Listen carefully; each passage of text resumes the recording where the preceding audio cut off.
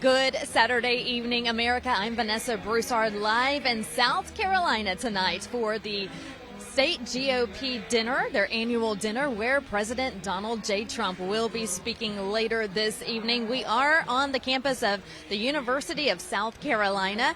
Beautiful area, gorgeous weather here today, and the line is wrapped around the building twice as people wait to get in to this venue to enjoy the program and, of course, hear from President Trump. They are expecting about 1,200 to 1,500 people here tonight, so we're excited to see what the night has in store. Stick with RSBN throughout the evening. We have some special guests who will be joining us here in a little bit for interviews.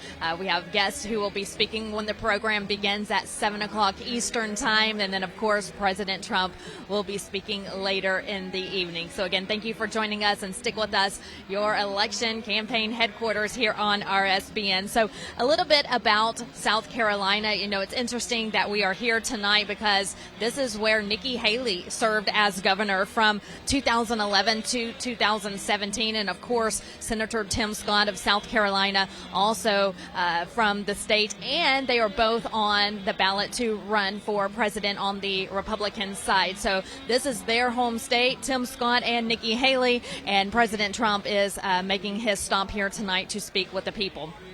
Big news coming out of the state today. The House chair for South Carolina, he did endorse, it's the speaker, that is, the speaker of the South Carolina House, Merle Smith. He did endorse President Trump today, so that's just breaking, and that's a big deal when the speaker of the House of the state endorses a candidate. So we'll see what comes after that, if more people will come out and support the president. He's getting a lot of support from the state already. This is huge with the speaker of the House endorsing him today. So that's good news coming in for the president. Also, we were in Alabama last night. If you were joining us, we had a great evening there at the Alabama State GOP Dinner.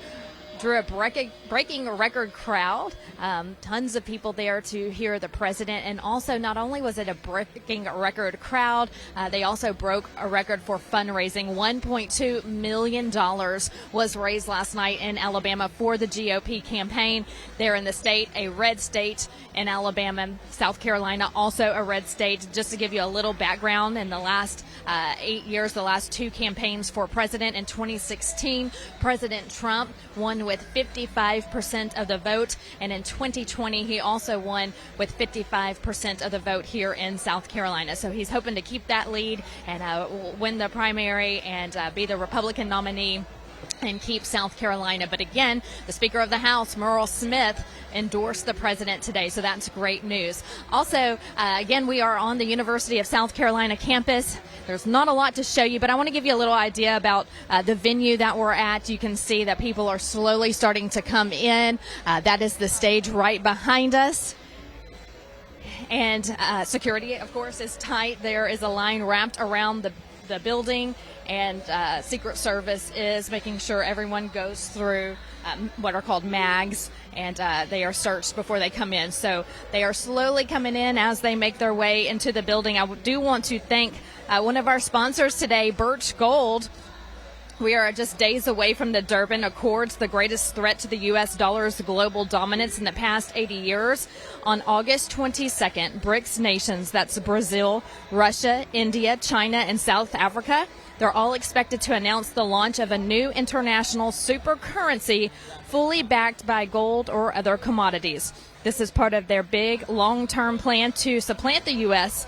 and the dollar as cornerstones of the global financial system. So you need to protect your IRA, protect your 401k from the fallout from this landmark announcement. So diversify with gold from Birch Gold Group.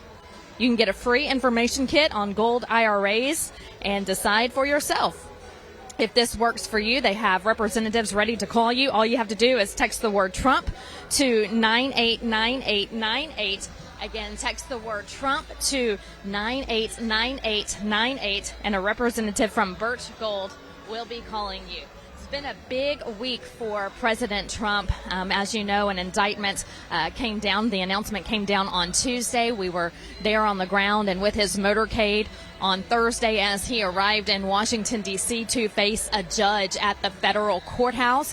The president pleading not guilty to the 4 charges brought against him. I do want to read off those charges that the president is facing. Count 1 is conspiracy to defraud the United States. Count 2, conspiracy to obstruct an official proceeding. Count 3, obstruction of an attempt to obstruct an official proceeding. And count 4, conspiracy against rights. Now, President Trump has been big about saying that he's not guilty, and this is all a scam by the Biden administration and the corrupt DOJ, who is under the Biden administration to attack their main political opponent. He's saying it's election interference, and that if this was the case stemming from January 6, 2001, and if they knew that a crime had happened then, why did they not come after him then? They waited, the president says, until he is leading in the polls. He's leading in the polls for the Republican Party and also against President Biden. He's either neck and neck or ahead. And so the president wants to know, why are they waiting until now? Because they know that he's leading. They know that the MAGA movement is strong all across the country and that he will win this next election in 2024. So, you know, he's standing by his word that this is all in an effort for the Biden administration and the corrupt FBI and DOJ to bring him down and to keep him from running. The president has been very vocal on Truth Social about these situations and these accusations against him. You can follow the president on Truth Social. That is his social media platform. And he just put out this the other day, and this may be my favorite that he said so far, quote, "If you go after me, I'm coming for you." So basically what he's saying, and he has said many times in his speeches when he is addressing crowds and also America, that he is going to clean house. He said it in 2016, "I'm here to drain the swamp." He started to do so, but he has a job to finish. And now, basically, since they're attacking him more, he says once he's in office, he is going to come after them. He's putting out there just last night in his speech in Alabama that he plans to appoint special counsel to go after those who are coming after him for these false allegations. That may include Special Counsel Jack Smith, Merrick Garland, people of the FBI, people of the DOJ. So President Trump making sure that the people out there who are falsely accusing him know that when he wins the presidency, that he's coming back after them, that retribution is coming. So make sure you follow the president on social media, because you can see him post. As soon as he posts, you can actually sign up for his notifications. I want to talk about the Trump campaign and their statement. Let me back up here a little bit in my notes because I want to read it to you word for word. So when those the news of his indictments came down on Tuesday, the Trump campaign issued a statement almost immediately. And this is what the statement reads, quote, "This is nothing more than the latest corrupt chapter in the continued pathetic attempt by the Biden crime family and their weaponized Department of Justice to interfere with the 2024 presidential election, in which President Trump is the undisputed frontrunner and leading by substantial margins. But why did they wait 2.5 years to bring these fake charges right in the middle of President Trump's winning campaign for 2024? Why was it announced the day after the big crooked Joe Biden scandal broke out from the halls of Congress? The answer is election interference. And that's huge, too, to take note of, that any time that news comes out on the Biden family, the very next day, President Trump is accused of another bogus allegation. I want to go down with you now the timeline of events, and you can decide for yourself. Be open-minded and decide for yourself. This is how it's all played out. Again, President Trump has been indicted 3 times since March, and this is how it began in March. On March 17th, Hunter Biden admits that the laptop is his. Okay, that was on 3/17. On March 18th, the very next day, Trump gets word from Manhattan that he has been indicted. That was in the Stormy Daniels case. Fast forward to June 8th. The FBI document said that the Biden and Hunter family, so President Biden and Hunter Biden, bribed with $5 million. So that was when we started getting word that there has been notifications, and people have confirmed that the Biden family was bribing millions of dollars. The very next day, on June 9th, this is when news comes out on Trump. He was indicted for the documents case, the documents case. On July 26th, Hunter's sweetheart plea deal fell through. The very next day, additional charges came against President Trump. On July 31st, Devin Archer, who was a friend and colleague of Hunter Biden, he testified before the House Oversight Committee. He actually admitted to them. You can read the documents online. They have been released about Hunter's illegal dealings as well as Joe Biden's dealings. The president has said many times, President Biden has said that he has never spoken business with his son. Devin Archer disagrees, and he gave proof that Joe Biden actually did, in fact, know about Hunter Biden's illegal dealings. That was on July 31st. The very next day, on August 1st, the January 6th indictment was announced against Trump. On August 2nd, Devin Archer, says that Hunter put Joe on phone for business, so he was on speakerphone. Devin Archer testified that Joe Biden was on speakerphone with Hunter Biden when these dealings were going through.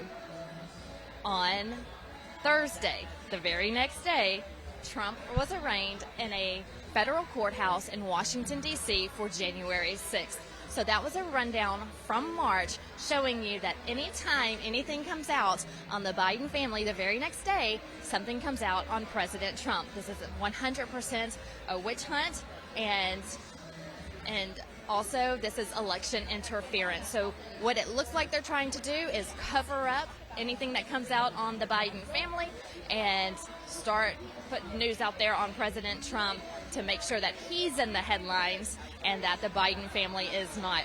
And I want to ask you, too, when is the last time you've heard about cocaine in the White House? It was very short-lived.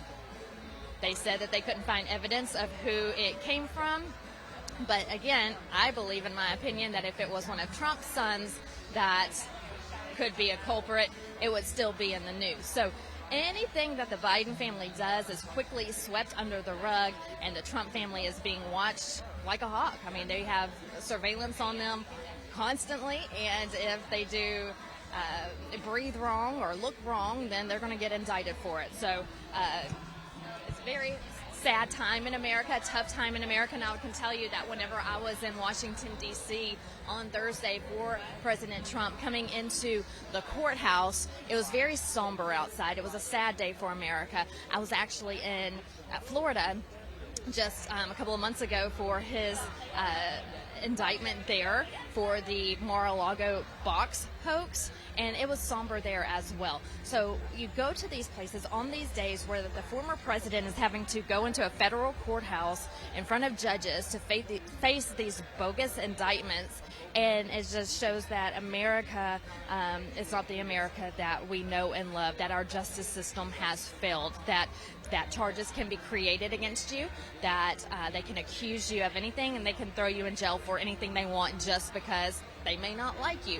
And President Trump has said that multiple times, that they're not after him, they're after you. He's just standing in the way. So I think this paints the picture for that saying, because they are after President Trump, trying to bring him down, wanting to be successful. So when they try to bring him down, guess who's next in line? You are. So they're trying to control and corrupt the American people and the American dream and bring down our Constitution and our rights, our First Amendment rights, Second Amendment rights. And so it's just very sad to say that, you know, America has turned into this, but that's why it's so important to get out and vote in 2024, because we have to save our country. And I think that looking at the MAGA movement and the people who are, you know, coming to these rallies and to these events, Right Side Broadcasting Network has probably covered every single state on this campaign trail, and the people are fed up. They're tired, they're scared, they're worried, not just for them, but for their families. And so they want a change, because this country has gone down since the the Biden family took office. And I say the Biden family because we know that Joe probably can't do the job himself. He just recently came back from vacation, where you've probably seen many pictures online of him relaxing on the beach while millions of illegal immigrants are storming into our country with open borders, while American families are hard at work with 1, 2, 3 jobs just to keep food on the table for their families. Our IRAs and our 401ks are diminishing. The stock market is plummeting, and he's on a beach laying in the sun catching a tan. So we have to change who leads this country, because we need a man who will fight for us and fight for the American people. So I encourage you to go to donaldjtrump.com and see not only what his accomplishments were, we know what they were, we lived through it for 4 years, but they also have a list of what's called Agenda 47. And I want to point out some of those plans that President Trump has for Agenda 47. Of course, one of the main ones is to finish the wall. He built 400 miles of wall during his administration. The Biden administration has not even put a foot down on the wall since they became in charge, and so it's just an open border. I talked to a state rep from Alabama last night live here on RSBN, and he just got finished, and he got back from visiting the border in Texas, and he says it's unbelievable what he's seen at the border with his own eyes, and how these people are just coming in with drugs, with fentanyl. And he made an important point that I want to make sure all Americans are aware of. We hear about these border states and that these illegals are coming in, and the common thought is that, oh, they're in these border states, but they're not just there. They're moving inland. So this state rep told me that they're seeing it in Alabama. They're seeing it all over the country. So pay attention, no matter where you live in America, that these illegals are moving inland and they're coming into your neighborhoods and also into your child's school. So that's part of Agenda 47, of course, for President Trump to finish the wall. He also wants to make America energy independent. Again, that's a big one for the president. He wants to restore law and order. You know, President Trump backs the blue. He is wanting to clean house when it comes to these liberal cities and these Democrat-run cities that are not respecting our police officers, who are having these riots, who are burning down buildings. He's basically saying we've got to protect our police officers. We're not going to defund the police. We are going to protect the police. Preventing World War III is also on his agenda. He mentioned that last night in Alabama. He'll probably bring it up again today, that there is a war brewing. And he was asked recently on another media outlet, who does he want to win the war? He says, I want to end the war, and when I get in office on day one, I will make sure that that war is ended. Lives are being lost. It's uncalled for. It's not necessary. I don't want anyone to win. I want lives to be saved. So he wants to prevent World War III. Also fixing and improving the economy. As you know, it's terrible times that we are living in right now, hard times, and so that's part of his plan as well, taking care of our veterans, including our homeless veterans. So many of these men and women come back from overseas protecting our country, and they have maybe PTSD or health issues, and he wants to make sure that since they gave their lives for us, that we are protecting them and helping them and getting them the medical needs and the housing that they need when they return home. And he's also wanting to protect what children learn in schools and libraries. Let's talk about that for a second. It is on Agenda 47. It's really sad that we have to talk about that in 2023, because it shouldn't even be an issue. We have so many bigger fish to fry than talking about what our children are learning in school and why they're not learning just reading, math, science. They're learning about gender affirmation, and if boys can paint their nails, and if boys can wear dresses, and if girls can have mohawks and pretend that they're a boy. Children need to be innocent, and we need to protect their innocence, and also not worry that when your child, your girl, tries out for the volleyball team, that there's a boy next to her serving and bumping the ball. Girls are in girls' sports, boys are in boys' sports. So that's one of his agendas as well, is to make sure we protect our children. Well, hello. How are you? We have a special guest joining us right now. Good to see you. Yes, ma'am. good to see you. Hi. I'm going to share a mic with you right now. Oh, fantastic. What a wonderful day it is. Fantastic. So tell us a little bit why this night is so important for South Carolina. Well, this would be the biggest Silver Elephant Gala we've ever had in the history of the party. This is our 56th annual. First one was in 1967. Ronald Reagan was our inaugural speaker. We've been getting bigger and bigger every year, and this year we'll have shy of 1,400 people here, all eager to hear from the former president. And these are people who will be active in our party and obviously in our primary in the coming primary season. And after this, we'll go forward and try to do events with as many other candidates as we possibly can and raise money to beat Democrats. Absolutely, that's the goal. So this is Drew McKissick, who is the chair of the GOP party here in South Carolina.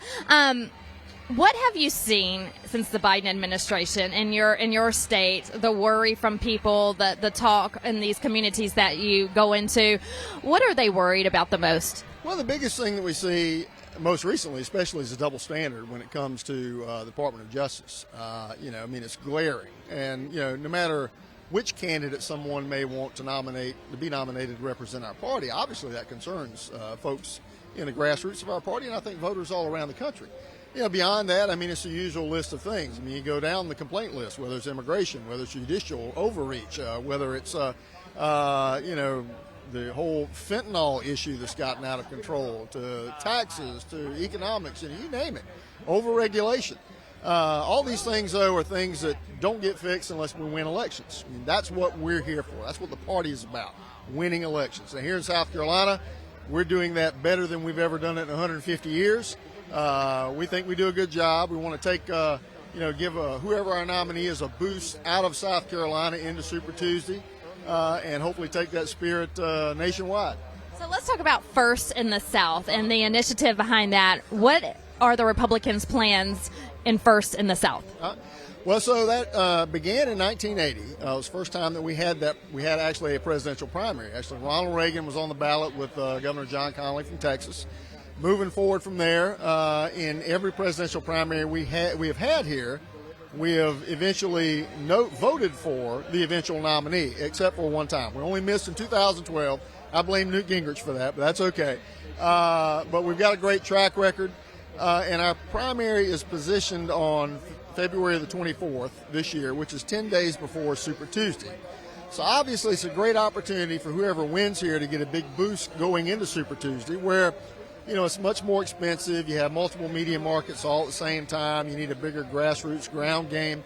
So candidates want to come here and want to do well. And South Carolina, and even South Carolina Republicans in general, represent a better, I think, microcosm of what we see nationally. We have social conservatives, economic conservatives, those who love the military, and those who are obviously interested in everything in between. So, and it's an easy state to get around in. And again, our media markets are less expensive, so it's very attractive to candidates to come here and hopefully do well. Yes, and it is this is my first time in South Carolina, a gorgeous state and gorgeous area here. You need to eat some mustard-based barbecue before you're gone. All right, I'll make sure that I do that. Okay, sounds good. So let's talk about this event. How many people are you expecting? What has the reaction been that President Trump is speaking here tonight? So it'll be probably a little right around 1,400 people, maybe a little less. I don't know the final number before it's over with, but people have been buying tickets right up in the last minute. And again, obviously excited to have the former president here. But, my job as state chairman is to raise as much money as I can to actually do our job of winning elections. We've been trying to get the former president here for this event for the last 4 years, actually. So this worked out well for the timing.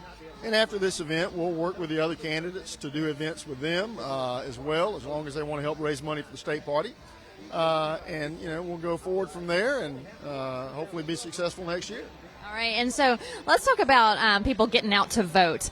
Voter registration is very important. So let's talk about the people, because I feel now more people are more aware of how important it is to vote. So we really need the people who aren't registered to get out and register. Absolutely, 100%. And the RNC this year is rolling out a new program called Bank Your Vote. You can access that at bankyourvote.com. What that will do is, number one, let people know what the rules in their state are for registration and also for early voting, which are different in a lot of states now, obviously, with the changes that have been made since COVID. Our job is to make sure we get out as many of our voters as possible. So what that will do then was it will let us know who in which states have committed to vote early so the campaigns can focus in on them, get them to turn out, get their vote in the bank early So as we go forward to Election Day, we don't have to spend that same money chasing the same voters. So we can leverage our manpower and leverage our dollars. So let's talk about the people on the ground in the community. What's the everyday day like for some of these Republicans who may be chairs of community groups and organizations? What is their daily job like? Well, I mean, this is a cross-section of donors, local party activists, party leaders, county chairmen, state committee members, and so forth, who are, these are all volunteers. These are people who care about their country. They care about what happens to the country, and they understand that the party matters because the party is the vehicle for the conservative movement, and they want it to be as successful as possible, help it grow, raise the money that we need, get the people that we need to organize so that we can turn out the vote so we can win. And you have folks who have just been, doing blood, sweat, and tears to make that happen for years. They'll be in this room tonight. That's awesome. So we need more people like that. If people want to volunteer, because we get that a lot here on RSB, and people say, I'm sitting at home watching, I want to help. How can I help? So how can they help the South Carolina GOP? Well, two things you can do. If you're in South Carolina, you can go to scgop.com, scgop.com on the homepage. Please sign up. Get our newsletter because we'll update you when events and things are going on near you. If you're not in South Carolina, you can go to bankyourvote.com, which I talked about earlier. Make sure to let folks know that you want to sign up, you want to vote early, commit to do that, and then pass it on to your friends. All right, sounds good. Chairman Drew McKissick, so good to see you. Thanks for having us here tonight. We're excited to be here, and it's going to be a wonderful evening. Have a great night. You too. Thank you. All right, so you heard it from the chairman here, an exciting evening here in South Carolina. We are on the campus of the University of South Carolina waiting to hear from President Trump at the state GOP annual dinner. It's a big evening. As he mentioned, we have representatives and volunteers from all over the state here this evening, excited for the president and what he has to say.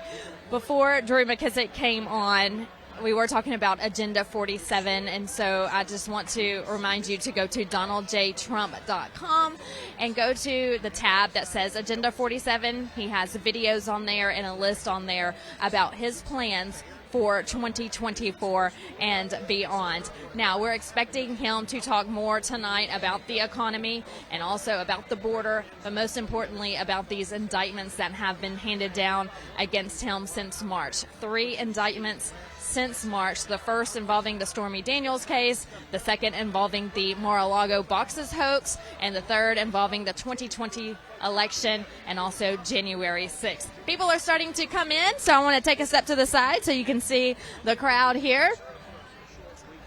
Well, I say a crowd. It's still pretty empty. There is a VIP reception area going on right now, so I know a lot of people are there, and then they will make their way here to the dining area where we are.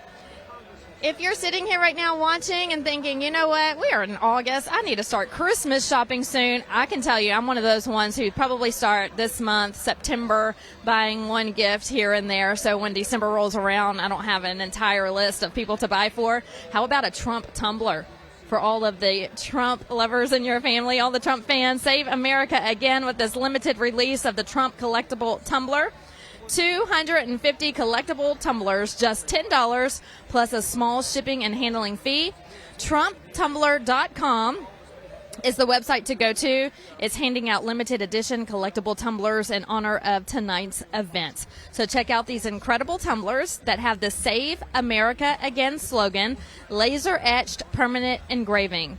You can add this Trump tumbler to your collection and save America again with this collectible piece. We are spreading Trump's reach and support through this limited time promotion, so give a few out again for Christmas. You could do birthdays.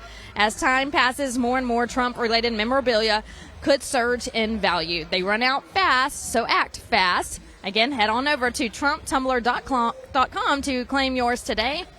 Support today's Rumble coverage by supporting TrumpTumbler.com. And while you're on Rumble, if you're watching us on Rumble, thank you for that. Click on Locals.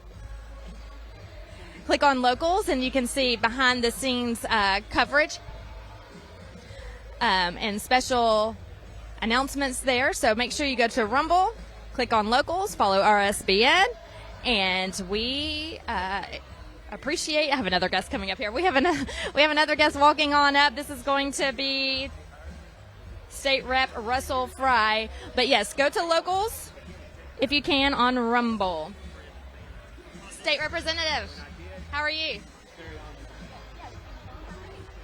Good to see you. How are you doing tonight? Doing well. I'm doing well. Are you excited to be here with all these people who are Extremely excited to show my support for President Trump. Okay, let's talk about that. You endorsed Absolutely. him. Absolutely, 100%. From the second he got down the escalators.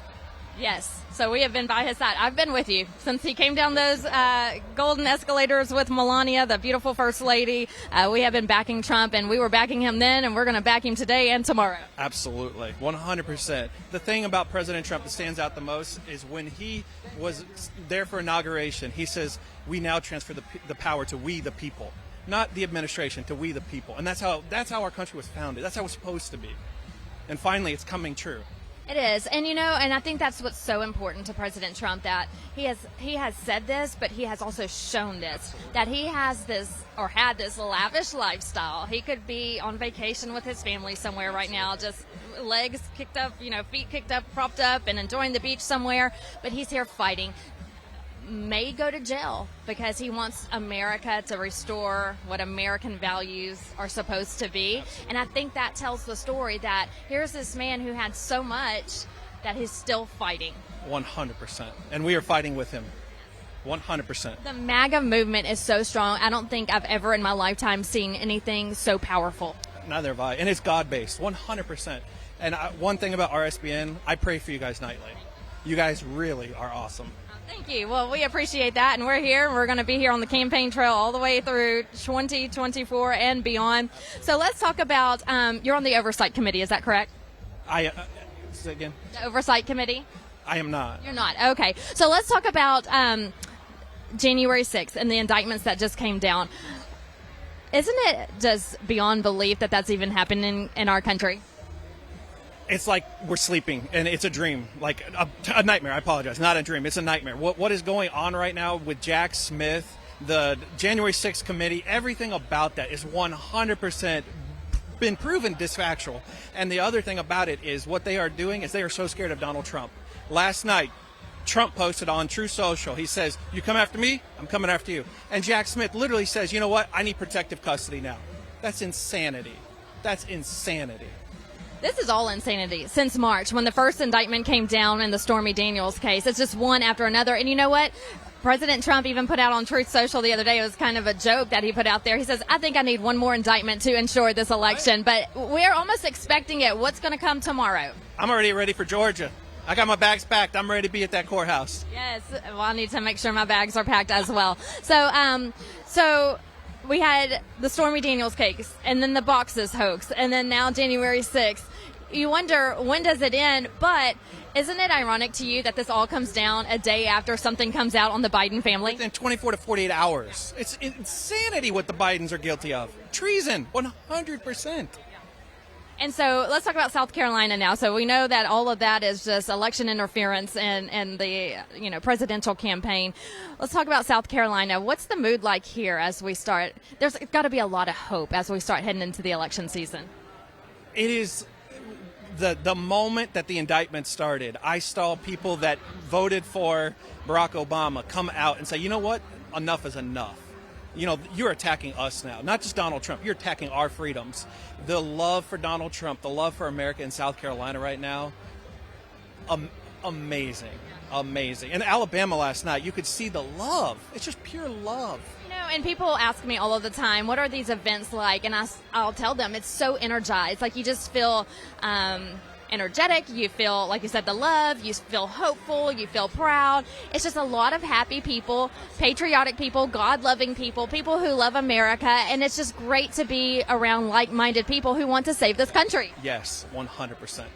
So how can people follow you and get involved with some of the things that you're doing across the state?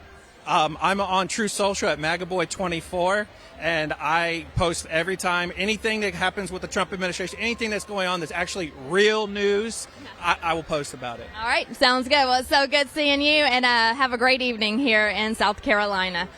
All right. So as you can see from other people, it's not just us talking here on the news. we hear from people all the time that this is corrupt, what's going on, and it's time to make a change. The Jack Smith, from Merrick Garland to the DOJ to the FBI and all of the Biden administration, the Democrats who are going after President Trump, they're doing it to get to you, and we have to make sure that we're standing strong behind President Trump so he can stay on his feet and keep fighting. So we have a lot of work to do, but I think that America is ready. We know that now's the time. This is a very important election coming up in 2024, and although we're just in August 2023, we have a long road to go, and America's already ready to, put up the fight and get there to the polls and stand in line as long as they need to make sure their votes are heard and their votes are counted, and that we win city by city, county by county, state by state, and we put the president back in office. If you take a look at the polls, President Trump is leading in the Republican primary, in some cases 40 to 50%. The second person behind him doesn't even come close, and a close second, single digits in most cases. And then when you put the president against Joe Biden in a general election, the presidential election, they're either neck and neck, but in a lot of cases, President Trump is in the lead. So that's what the Democrats and the Biden administration is worried about, is that President Trump will take office again. And when he does, he's going to drain the swamp more than he did those 4 years he was in office. He has a lot to finish, and we believe that he is the man that can definitely do that. Again, let's take a look behind us. More people are starting to file in. This program starts at 7 o'clock. So we're about 25 minutes away from the program starting.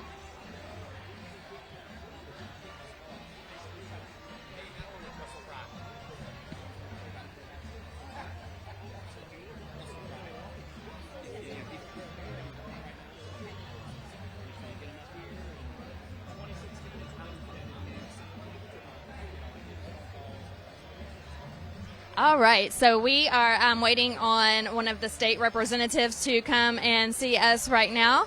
He will be making his way here to the stage. Hi. Hi, good to see you.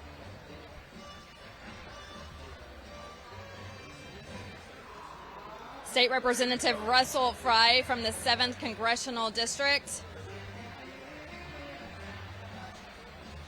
Again, 1,400 people approximately expected to fill this room tonight to have a nice dinner and see the president speak. We'll go over some of his speech last night and what we're expected to see from him tonight.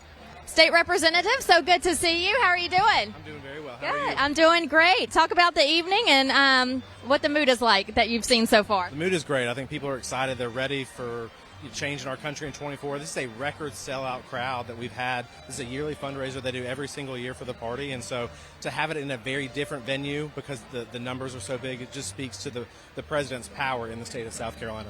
Let's talk about current events, what's going on right now. What are your thoughts on the current indictment against the president? Well, I think this is just par for the course. As soon as something is released on Hunter Biden or Joe Biden, the media doesn't want to cover it. And then something happens with President Trump. They drop another set of indictments. And so, again, I think that he's strong in the state. I don't think it moves the needle against him in any which way. I think people recognize this for what it is, which is a political hit job against the former president of the United States. Now, you're on the House Oversight Committee, and you have been very in the know on the Biden family investigation. What can you tell us is the latest on that? Well, I think, obviously, we have, Devin Archer's bombshell testimony that just dropped out. I think every single inch that we can claw away, that we can actually get somebody to cooperate, is good for transparency for the American people. Look, according to Devin Archer, Joe Biden was the brand. The whole reason that Hunter Biden was ever on the board of Burisma was because of his dad. And so this confirms our worst fears and what we're seeing constantly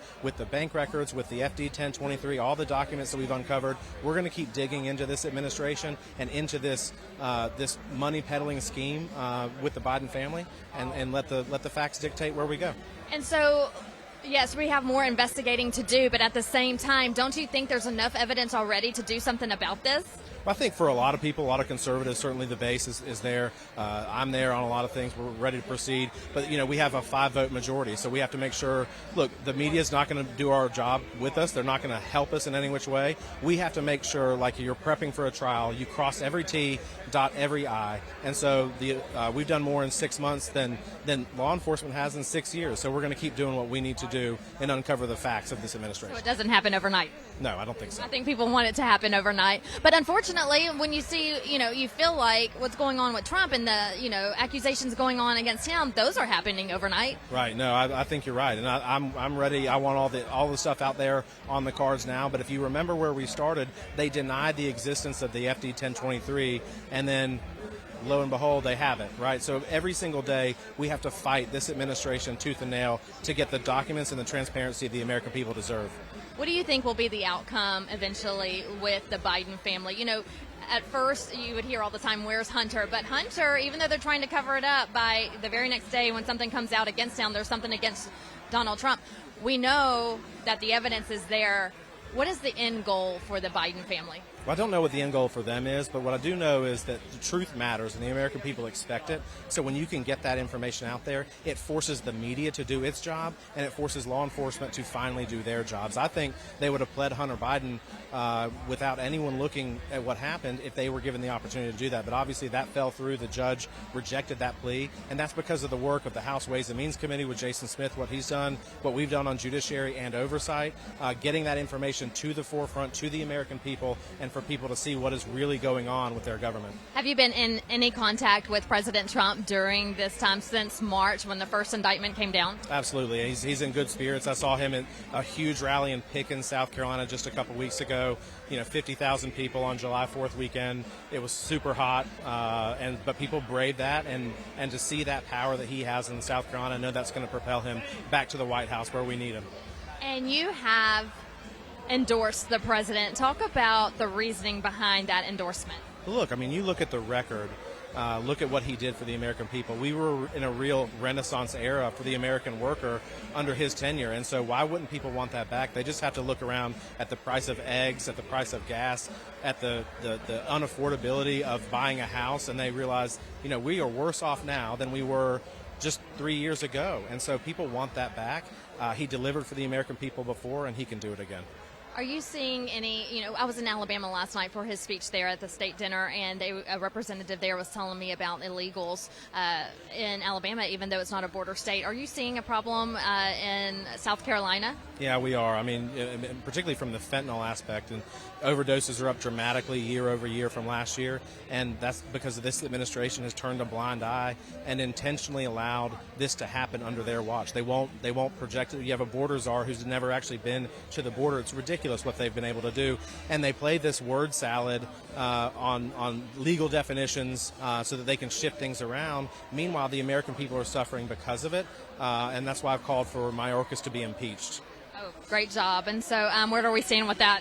Well, look, I don't know where that stands. Obviously that is a whole House project, but myself and several others have called for his impeachment because he's either the most incompetent Secretary of Homeland Security we've ever seen, or he's deeply corrupt, or both. Well, I saw Representative Matt Gaetz pretty much drill him the other day and questioning him about an app that he has allowed these illegals to have to help them come into the country. Right. No, and you go down there, and I talked to a border agent in Yuma, Arizona, just a couple months ago, and he said, when I first got hired 5 years ago, we used to chase down people who were evading apprehension. Now they wait outside of the wall, the uncompleted portion of the wall, and they have documents that they give to people. We put them on a bus and we send them into the country. It's absolutely ridiculous. We do not have a border down there, and the only person that doesn't seem to understand that is Secretary Mayorkas. You ask families, ranchers, hospital systems, law enforcement down there on the border, and they all say the same thing: is it has gotten way worse under this administration, and you're seeing that throughout the entire country. It's very sad to see. If you don't have a border, you don't have a country. So we want to make sure that President Trump gets back in and finishes that wall. So let's talk about South Carolina.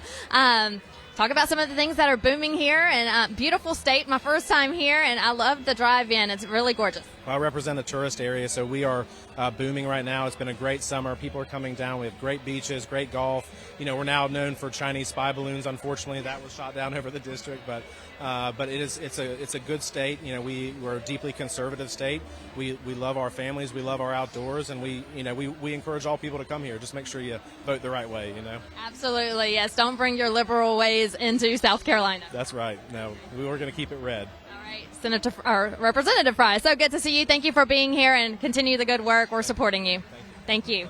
All right, so Representative Russell Fry from the U.S. House 7th Congressional District talking about his backing of President Trump. He has endorsed the president. You heard him talk about immigration. You heard him talk about Joe Biden and Hunter Biden and the investigations going into the crimes that they're finding. They're unleashing the investigations that are revealing a lot of new information that a lot of news outlets don't want to cover. But we'll cover it here, right here on Right Side Broadcasting Network. Make sure you're following us on Truth Social, also on Rumble and rsbnetwork.com, and we also have the RSBN app. Now, if you're ever watching and I'm around here covering one of these events, I love for you to join the conversation with me. I love talking to the viewers. So if you're on Truth Social, you can follow me at Vanessa Broussard. You can message me anything that you would like, comment on any questions you have about any current events or what's going on in the country. I'll be glad to join the conversation with you. That's at Vanessa Broussard on Truth Social, and on Instagram at Vanessa Broussard News. That's on Instagram. We are 15 minutes away now from the program starting, taking a look at some of President Trump's excerpts from last night. Again, he has been indicted in this latest case involving the 2020 election and also January 6th, 4 counts. Count 1, conspiracy to defraud the United States. Count 2, conspiracy to obstruct an official proceeding. Count 3, obstruction of an attempt to obstruct an official proceeding. And count 4, conspiracy against rights. All 4 of those counts, President Trump pled not guilty on Thursday in Washington, D.C., in a federal courthouse there. Last night, he said, quote, in his speech in Alabama, "This is called election interference, a commonly used tactic in third world countries." He also said that Biden and his protectors know he cannot win this race any other way. So we are trying election interference. He also says the reason this is happening is simple. Joe Biden is the most incompetent and corrupt president in U.S. history. The Biden crime family was taking in money from China, Ukraine, Russia, and so many more, President Trump says. And now every time more Biden corruption is exposed, his henchmen indict me the very next day. It's called a cover-up. That was part of his excerpts from last night in Alabama in his speech there, and we're expecting the same type of speech here tonight in South Carolina.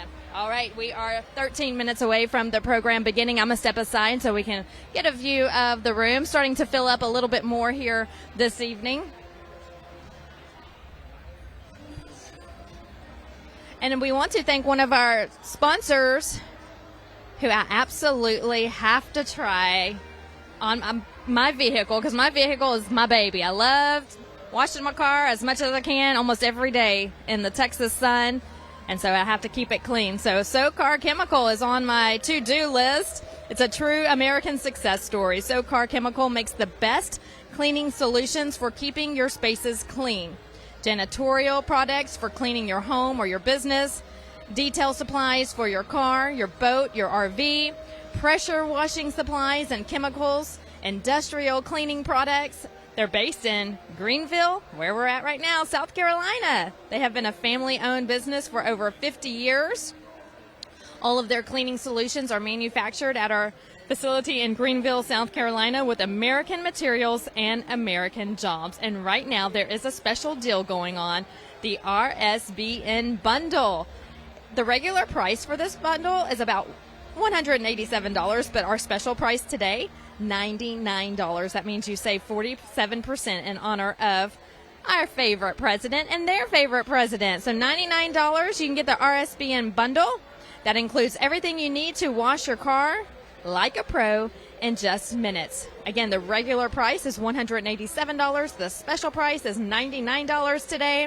Go to SoCarChemical.com. Use the code RSBN to save up to 47%. Free nationwide shipping for orders over $150. So if you get two, one for you and a family member, you'll save on shipping and handling. So that is SoCar Chemical. Now 10 minutes away from the program starting, we heard from U.S. Rep. Russell Fry, who is from South Carolina. He's on the Oversight Committee doing some of these investigations into the Biden crime family. Also chairman of the state GOP, Drew McKissick, talking about how impactful this election is for South Carolina. It's interesting to note that this is a state where Nikki Haley served as governor from 2011 to 2017. She announced her run for presidency in February of this year. And then also Tim Scott is a senator here in South Carolina, and he also announced his run for the presidency. So you have two candidates running against President Trump who are in and from South Carolina, and tonight we're going to be hearing from the president and those two candidates' home state. So Nikki Haley, Tim Scott, both from South Carolina, and President Trump, as you heard the chairman say just moments ago, they've been trying to get the president here for 4 years, and the schedule worked out this year, and the president will be here tonight, and we're going to be eager to see what he has to say in his speech. Taking a look at the 2016 election when President Trump ran against Hillary Clinton, President Trump won South Carolina with 55% of the vote. Going into 2020 when he ran against Joe Biden, President Trump won also again with 55% of the vote. So South Carolina is a red state. If you walk around here, you'll hear people say this is Trump country, which is good to hear. So we have to make sure that we keep South Carolina red. So if you're watching from South Carolina, get involved in your community, in your hometown, in your city. Get involved with a Republican organization and make sure that we have a successful 2024 election. I'm going to step aside for a second. Nope, they're not beginning. They're asking everyone to take their seats because they are about 10 minutes out. So we have to make sure that we keep South Carolina red. As I just mentioned, President Trump won South Carolina in 2016 and 2020 with 55% of the vote. So we want to see that raise up a little bit from those 2 years and get more voters out and vote conservative. Vote to save South Carolina. Vote to save America. Vote to save your freedoms. Vote to save this God-loving country, because that's what we need now more than ever. Vote to save your children. Look what they're doing to our children. They're trying to corrupt them, whether it's with drag queens performing naked in front of our kids. In Pride Month, we saw so many videos come in and pictures come in of little toddlers looking at drag queens dancing with no clothes on. That is pure disgust. That is Satan, that is the devil at work trying to corrupt our children. So we have to protect our innocent children and their young lives. And once they get older, make them law-abiding citizens, good citizens, American citizens, God-loving citizens. So we can't let this happen in America. We have to stop it right now. And you can do so by joining an organization in your hometown and in your city. So, yes, we'll do that in South Carolina, and we'll do that all across the country as well. A programming note, we will be in New Hampshire, I believe, on Tuesday to hear President Trump have some remarks. I know for August he has a few more events planned. Those have not been announced just yet, but we do know that there are going to be some more events and rallies coming up. So stick with RSBN, because as soon as we get word from President Trump and his team that something is announced, it may be in your state, and we hope to see you there. So make sure you stick with RSBN. Sign up for our newsletter online, rsbnetwork.com, and get all the latest breaking news there as well. Let's talk about Mike Lindell. He has a summit coming up in August in just a couple of weeks. And at that summit, he's going to reveal what he's been promoting, some new information when it comes down to the 2020 election. Mike Lindell has been a big advocate when it comes to investigating what happened in the 2020 election when he says that the election was stolen and that there was ballot harvesting going on. And so he wants to change how elections are run from here on out. So he says he has some new information to reveal at his summit coming up in 2 weeks. RSBN will be following that as well. So that's Mike Lindell. He was actually in Alabama last night for President Trump. He's been a huge supporter of President Trump from the beginning, and it's good to see him on the campaign trail as well. So stick with RSBN to have the latest from Mike Lindell at his summit whenever his announcement is made. Marjorie Taylor Greene, I want to go back. I'm a mom, so I want to go back to the innocence of children. She has a bill that she has introduced in Congress to protect the innocence of children, to protect the minors, people under 18. There is no way that a child should be mutilated of any body parts under the age of 18 at a parental discretion or a guardian's discretion or a teacher's discretion or a doctor's discretion. A child needs to be a child. And so she introduced this bill to protect children. And in it, if it's passed, someone will serve prison time if they mutilate a child, if they change body parts, if they change the child's gender. So that they will face federal prison time. They will face a fine. And so we have to really support and get behind our congressional members to support this bill that Marjorie Taylor Greene has introduced, because if we don't protect our children, what's America going to be in the next 20, 30 years? So Marjorie Taylor Greene doing a good job as a mom herself to help protect the children of our country. Okay, I think that the program is beginning, so we're going to turn it over to the stage. I'm going to move over to the side because I cannot see behind me. I can just hear behind me. So now that I can get a better look, yes, people are still coming in. They're asking everyone to take their seats as we get ready for the state GOP dinner featuring President Donald J. Trump. It's a tough time in our economy right now, America. I know you're stressed. I'm stressed. Everyone's stressed that I talk to, because it's hard to save right now.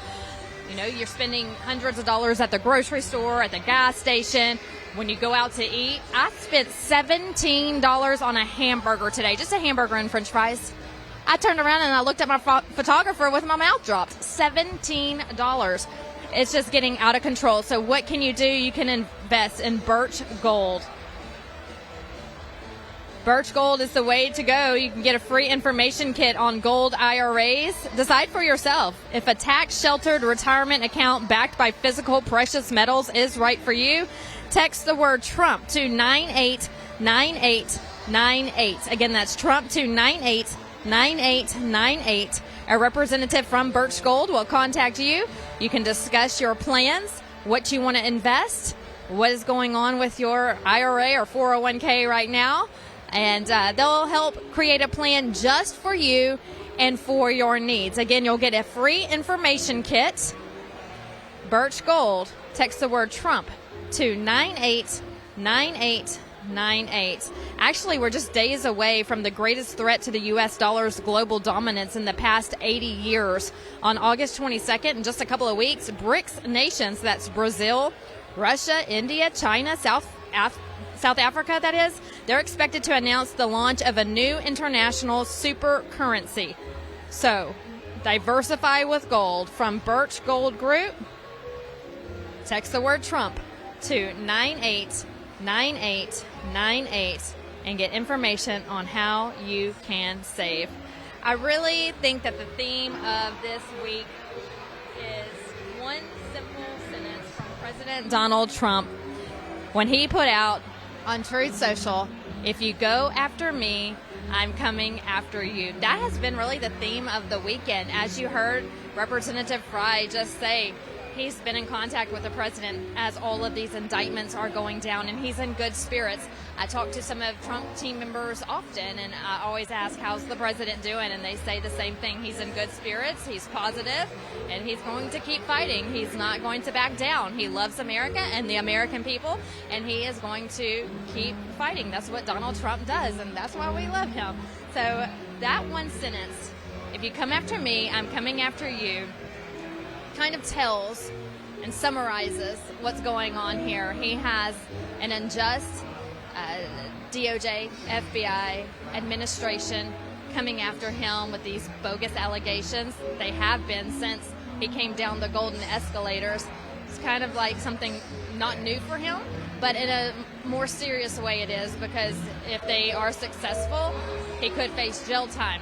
I was watching Dan Bongino the other night on Instagram, and if you don't follow him, follow Dan Bongino. Dan Bongino was letting America know that just get prepared.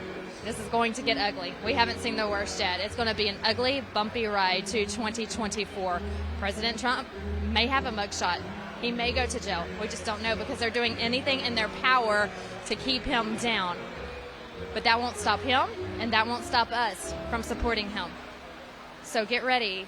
Don't think that everything's all in the clear, because it's going to get very ugly. So Dan Bongino just telling people out there, and I'm going to tell you as well, because I agree with him, get prepared for some, wicked things against the president in the coming months, because he has evil fighting against him, an evil that I can't comprehend. The devil is fighting. The devil is trying to take over this country. Again, I just mentioned it moments ago. They're coming after you. They're coming after our kids, and we have to keep praying and put God first and pray to God to keep keep his arms around the president and his arms around America, because this is just an ugly battle, an evil battle that we are facing. So pray for the president. Pray for America. Remember those prayers when you say your grace that night at dinner, and also before you go to bed. So we'll see what happens, but keep an open mind that anything can happen in the coming months, because this is an ugly administration that is doing ugly things to President Trump. But you know what? What keeps me going is when I see him dancing on stage after his speeches last night. He did it in Alabama as well, his first public appearance since the indictments, and he still plays the music, Hold On, I'm Coming, meaning he's coming back. And so when he starts dancing, the crowd goes crazy. I secretly, don't tell anybody, I go a little crazy behind the camera too, dancing along with him. That's our secret. But yes, he's in good spirits, and it's great to see him smiling. So when we see him dancing like that, it gives me motivation to keep on going. And we're going to be with him all through this campaign trail as we head to 2024. His team telling us it's going to get busy, so we're expecting a busy election season. Multiple rallies a month, some on the weekends, some during the week, events during the week and on the weekends. So we're in for a fun ride, so stay with us here on Right Side Broadcasting Network. And if you have friends and family who love the conservative values that we all love, have them follow Right Side Broadcasting as well. Definitely download our app and sign up for the newsletter and follow our social media pages. Once again, I'm there as well on Truth Social at Vanessa Broussard and on Instagram at Vanessa Broussard News. We still have tons of people coming in. The program was supposed to start already, but I don't know if we're even close to starting, because I'm looking at the line of people. I'll tell you, when I got here, my photographer and I, we walked up and we said, whoa, the line was so long. People standing out in the heat in formal dresses and cocktail dresses, suits, ties. But that's okay. That's what we do. We've done it before, and also we've stood in thunderstorms and lightning and rain and snow and heat, and you name it. But that's what we do for the president. And why? Because he would do it for us. So, yes, we are just moments away here, people coming in, but there's still a lot of people on their way in as well. Security is tight, as always, at any Trump event. So in order to get in, you have to go through tight security. So it's always slow going through security.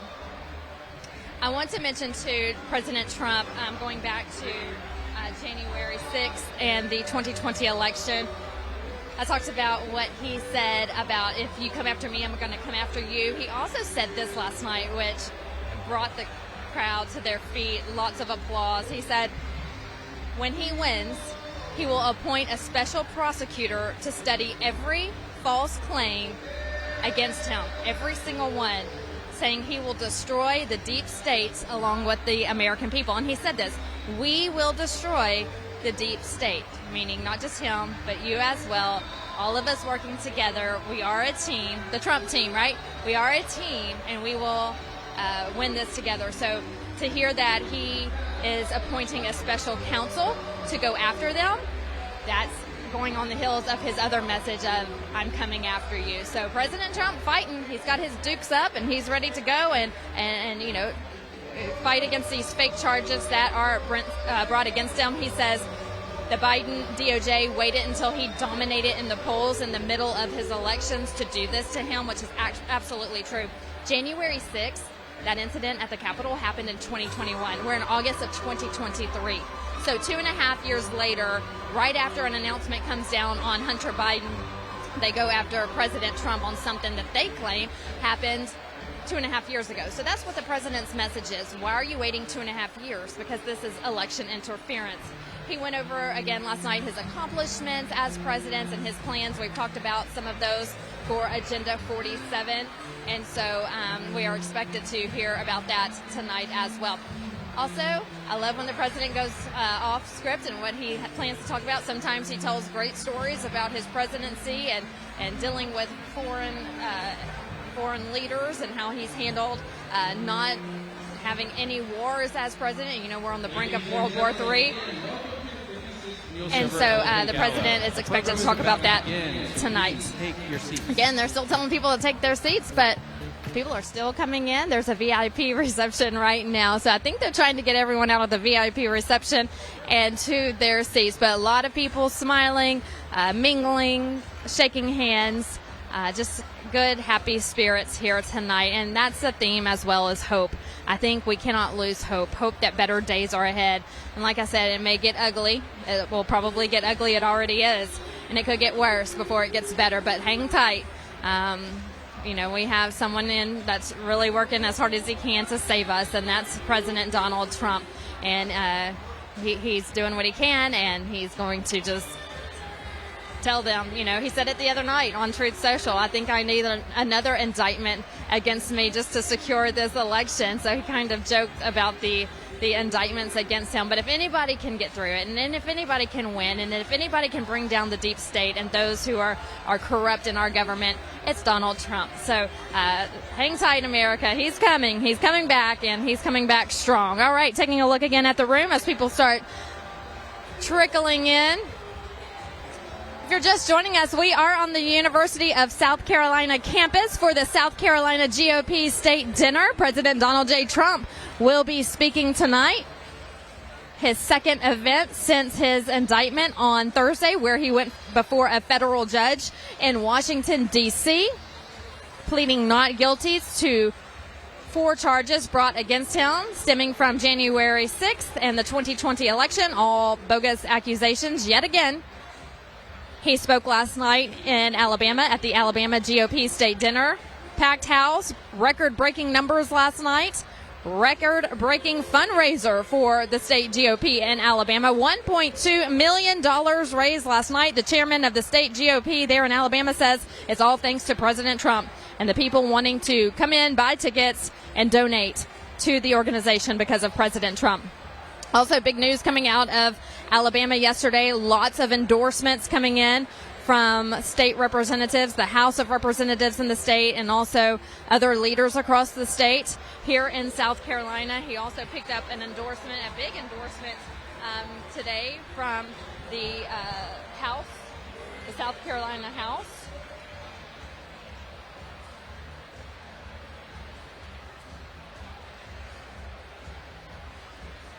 Speaker of the South Carolina House, Muriel Smith, endorsed President Trump, saying there's no other person perfect for the job than the president. So that's coming out of South Carolina today.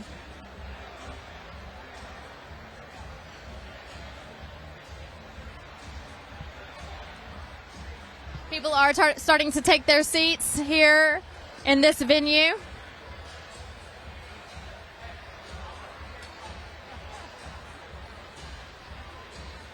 A lot of smiling, happy faces. Ladies and gentlemen, please welcome everyone to the stage and take your seats. Thank you. And they're announcing to the crowd again, please take your seats. But I think they're having such a great time. Everyone's mingling and talking. They may not want to sit down, but they keep announcing for people to take their seats so we can get started here.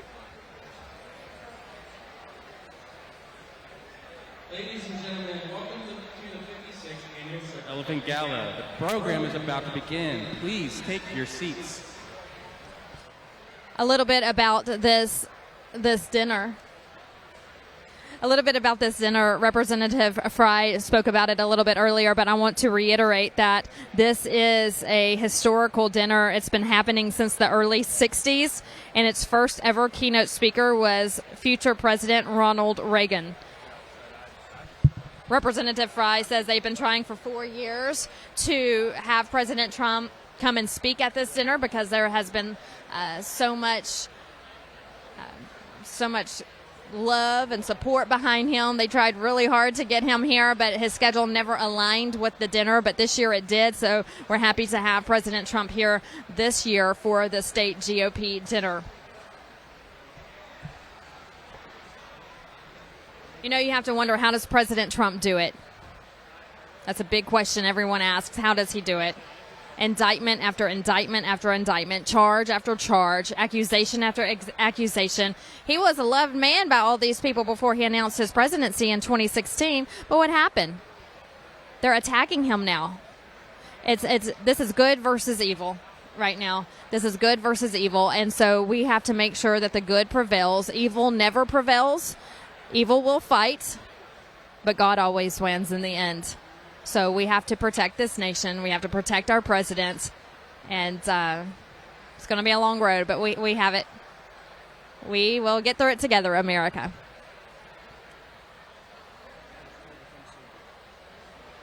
Okay, so while we wait, we do have another guest with us. This is... Yes. South Carolina Senior Advisor Andre Bauer. He will be joining us here in a little bit.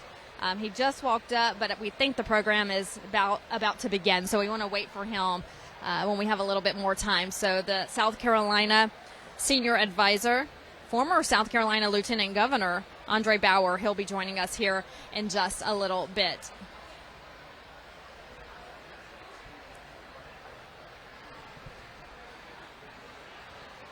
Over 1,400 people making their way to their seats right now as this program is expected to begin any moment.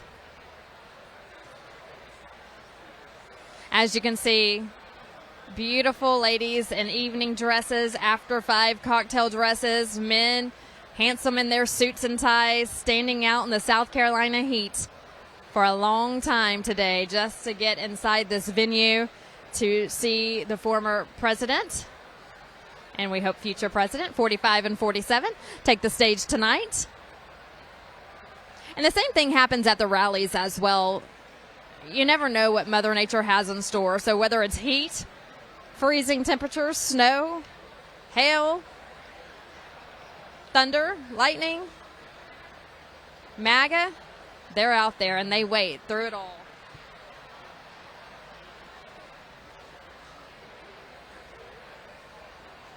If you haven't done so already, if you're on Rumble, follow us there. And if you are already following us on Rumble and are watching from Rumble right now, make sure you're following us on Locals. There's a Locals tab on Rumble. You can click that to join. And we appreciate that very much if you do so. You'll get exclusive content when you click on Locals.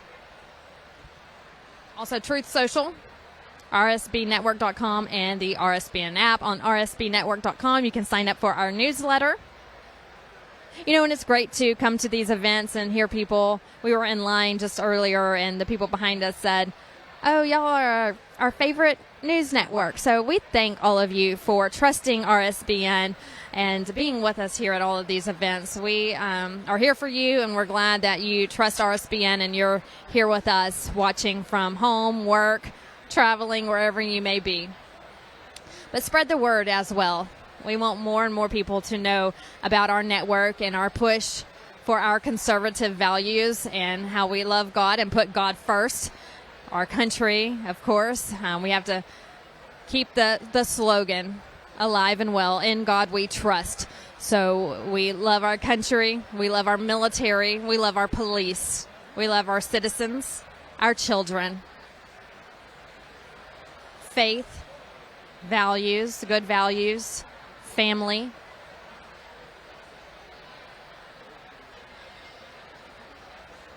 So let your neighbors know about Right Side Broadcasting Network. You can do so by sharing our post, reposting, retruthing on social media. Just get the word out.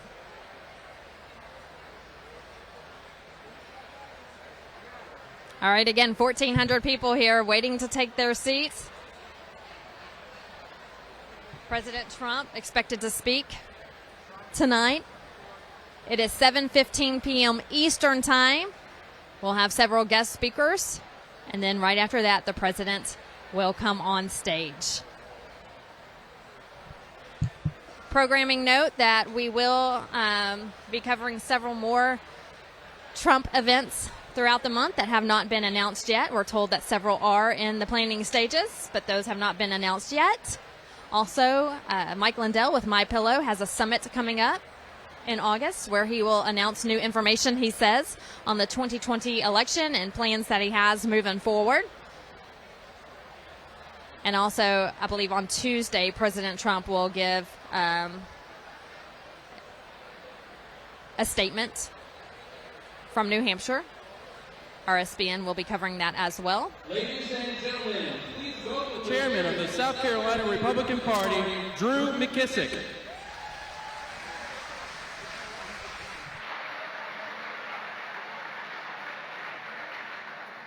Good evening, fellow Republicans. How are y'all?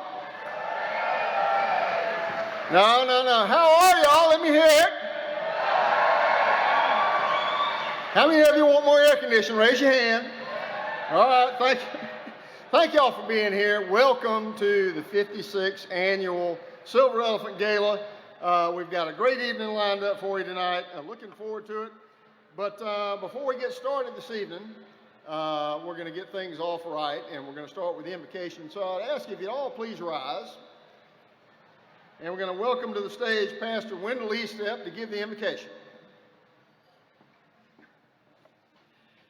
Thank you, Drew. Our gracious Father in God, we come to you tonight anticipating this exciting event. And yet many of us are concerned for the future of our country. Lord, we believe that we have spiritual problems. And spiritual problems are not solved by politics. We loudly sing, God bless America, and yet you have told us what is required.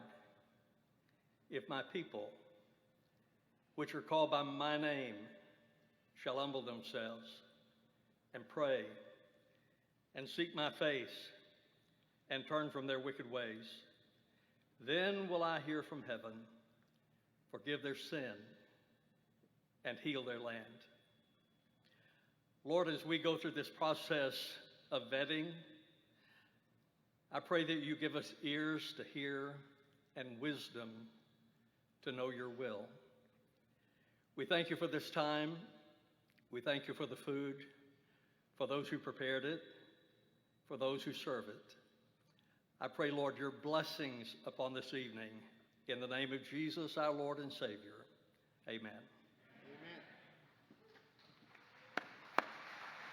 Y'all all remain standing if you would. I'm going to welcome to the stage our National Committee man, Glenn McCall, who will lead us in the Pledge of Allegiance.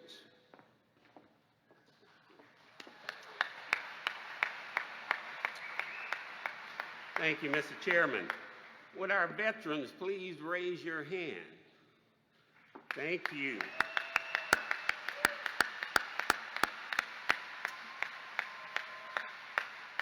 We love reciting the Pledge of Allegiance because it gives us an opportunity to thank you and so many for your service to this great nation. Would you please recite the pledge after me? I pledge allegiance to the flag of the United States of America and to the republic for which it stands, one nation, under God, indivisible,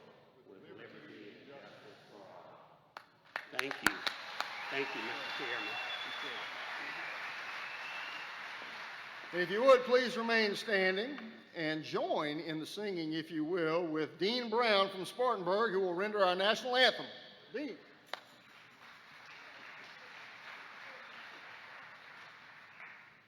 Oh, say, can you see by the dawn's early light what so proudly we hailed at the twilight's last gleaming, whose broad stripes and bright stars through the perilous fight o'er the ramparts we watched were so gallantly streaming, and the rocket's red glare, the bombs bursting in air, gave proof through the night that our flag was still there. Oh, say, does that star-spangled banner yet wave o'er the land of the free and the home of the brave?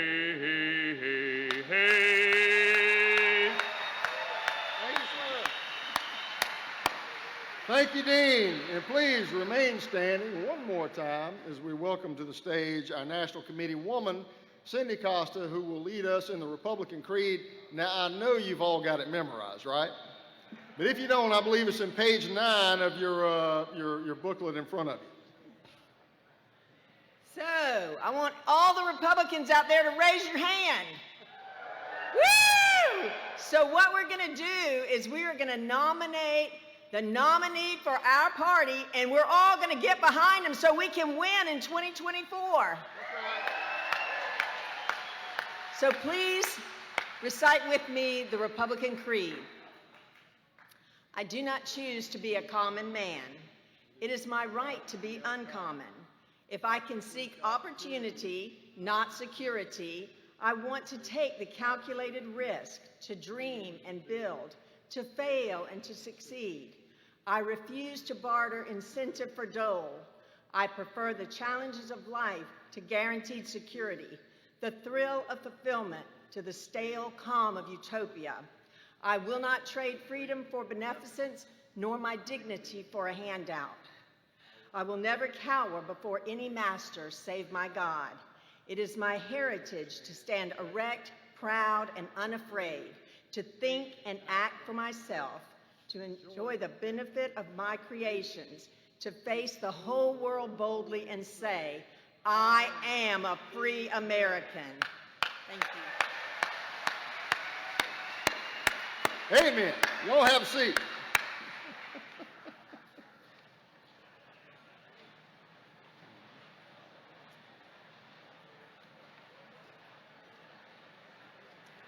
Thank y'all so much for being with us this evening. So I want to make a few recognitions before we get moving. First off, welcome again to the 56th Annual Silver Elephant Gala.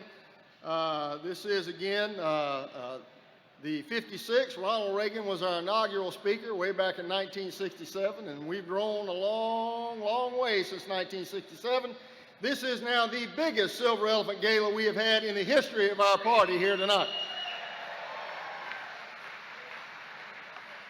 And that's because of a lot of special people.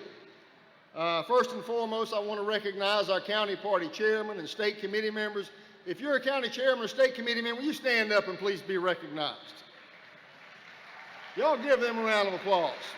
These are the folks on the front line. They do the hard work, organizing the county parties, getting the job done, getting the Republican vote out. Thank you so much for what you do. Our federal elected officials is with us this evening. Senator Lindsey Graham down front. Y'all give Lindsey a round of applause. Thank you, sir.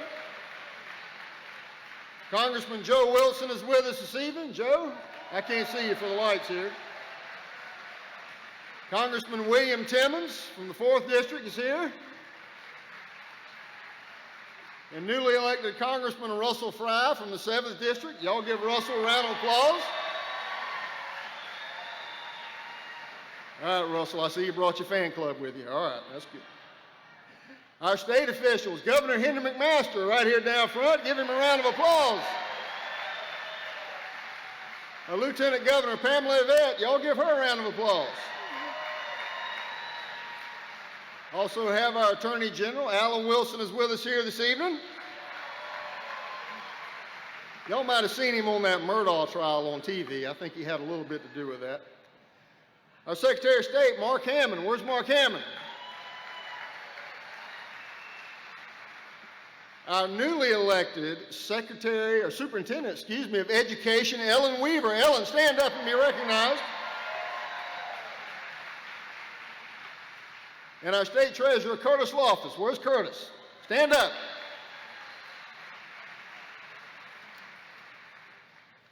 State House members and state senators, wherever you are here around the room, if you're a State House member or senator, please stand up now and be recognized by the crowd. Y'all give them a round of applause for all they do in the State House. Thank y'all so much. And then we don't want to forget, what I refer to as the farm team. Those are the folks who are doing the hard work at the local level, and many times they go on and serve at the higher level. The local officials, sheriffs, and county council members and auditors and coroners and, you name it, county treasurers, all of you, local elected officials, please stand up right now. Y'all be recognized. Give them a round of applause.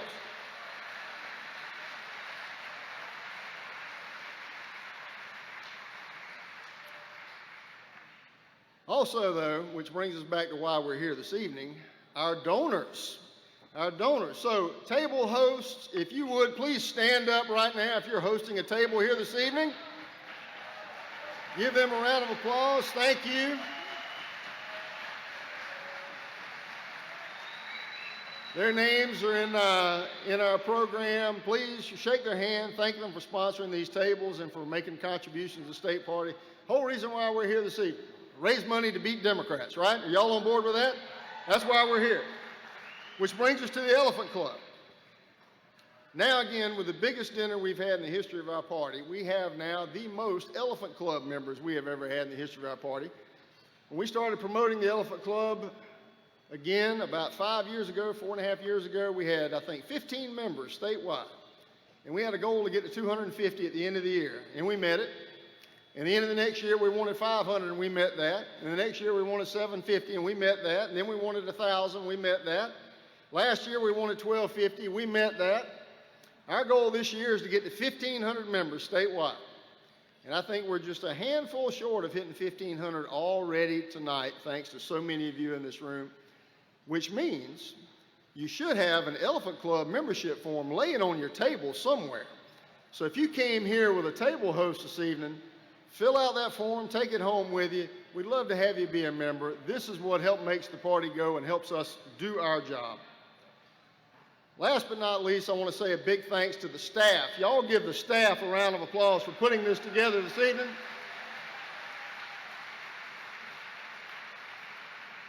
Particularly our executive director, Hope Walker, who is the longest serving elected executive director in the country. She's been executive director longer than I've been chairman, and I say that to her, and she rolls her eyes. And by the way, she just got married about 2 months ago and had about half as many people as we have in this room at her wedding. Y'all pat her dad on the back and just feel for him for that check he had to write for that party he put together, I know. Last but not least, I want y'all to give a warm thank you for my wife, Amy, who makes it okay for me to do this job. Give her a round of applause. We just celebrated our 7th wedding anniversary about 2 months ago, something like that, a month and a half ago. So she left a note by the coffee maker that morning that said, happy anniversary. We've gone through 3 home renovations, 4 elections for state chairman, 1 election for co-chairman, and 2 Boykin Spaniels. So she deserves some sympathy. So y'all give her another round of applause and say thank you.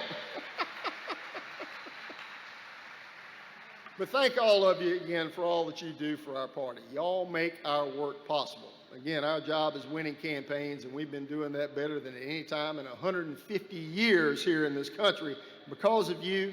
This evening is dedicated to you. You enjoy it. Enjoy your dinner, and we'll be back shortly. Thank you.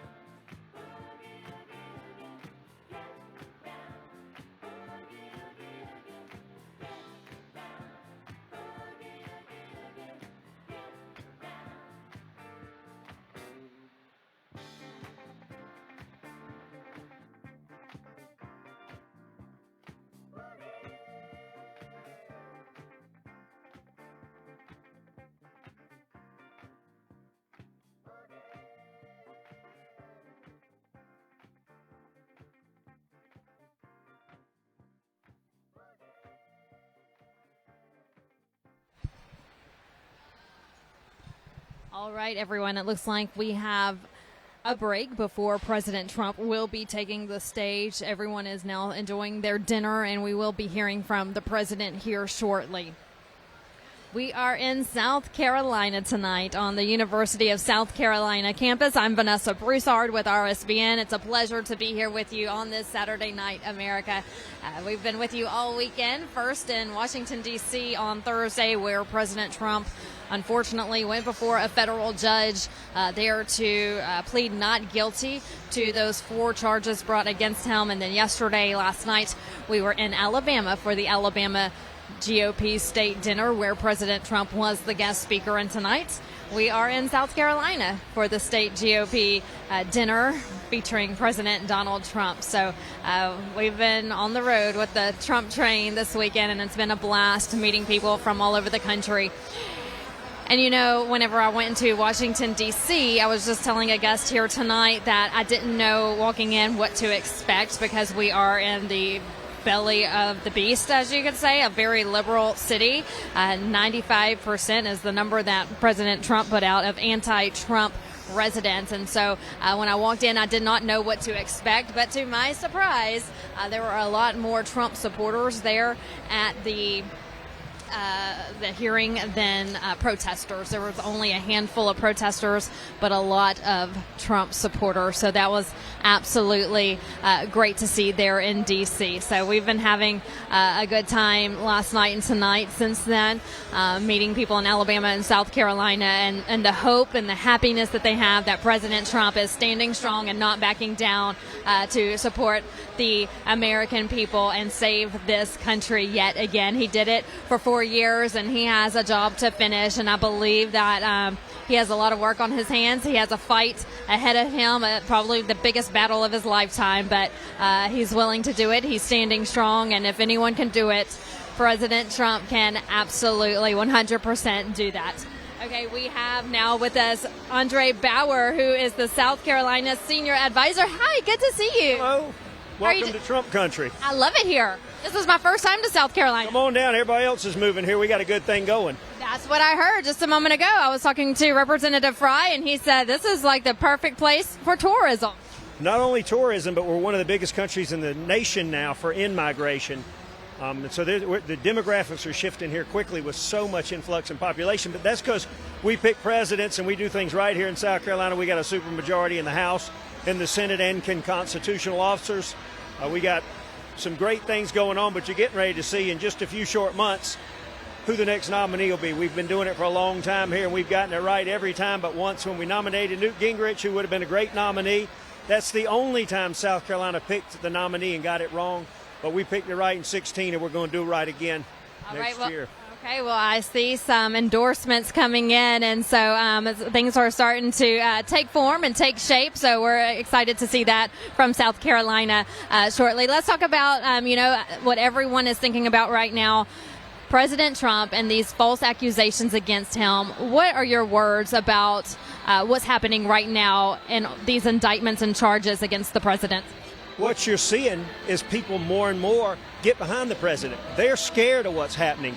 If you're sitting on the sidelines and watching this, you're going, if it can happen to him, it can happen to anybody.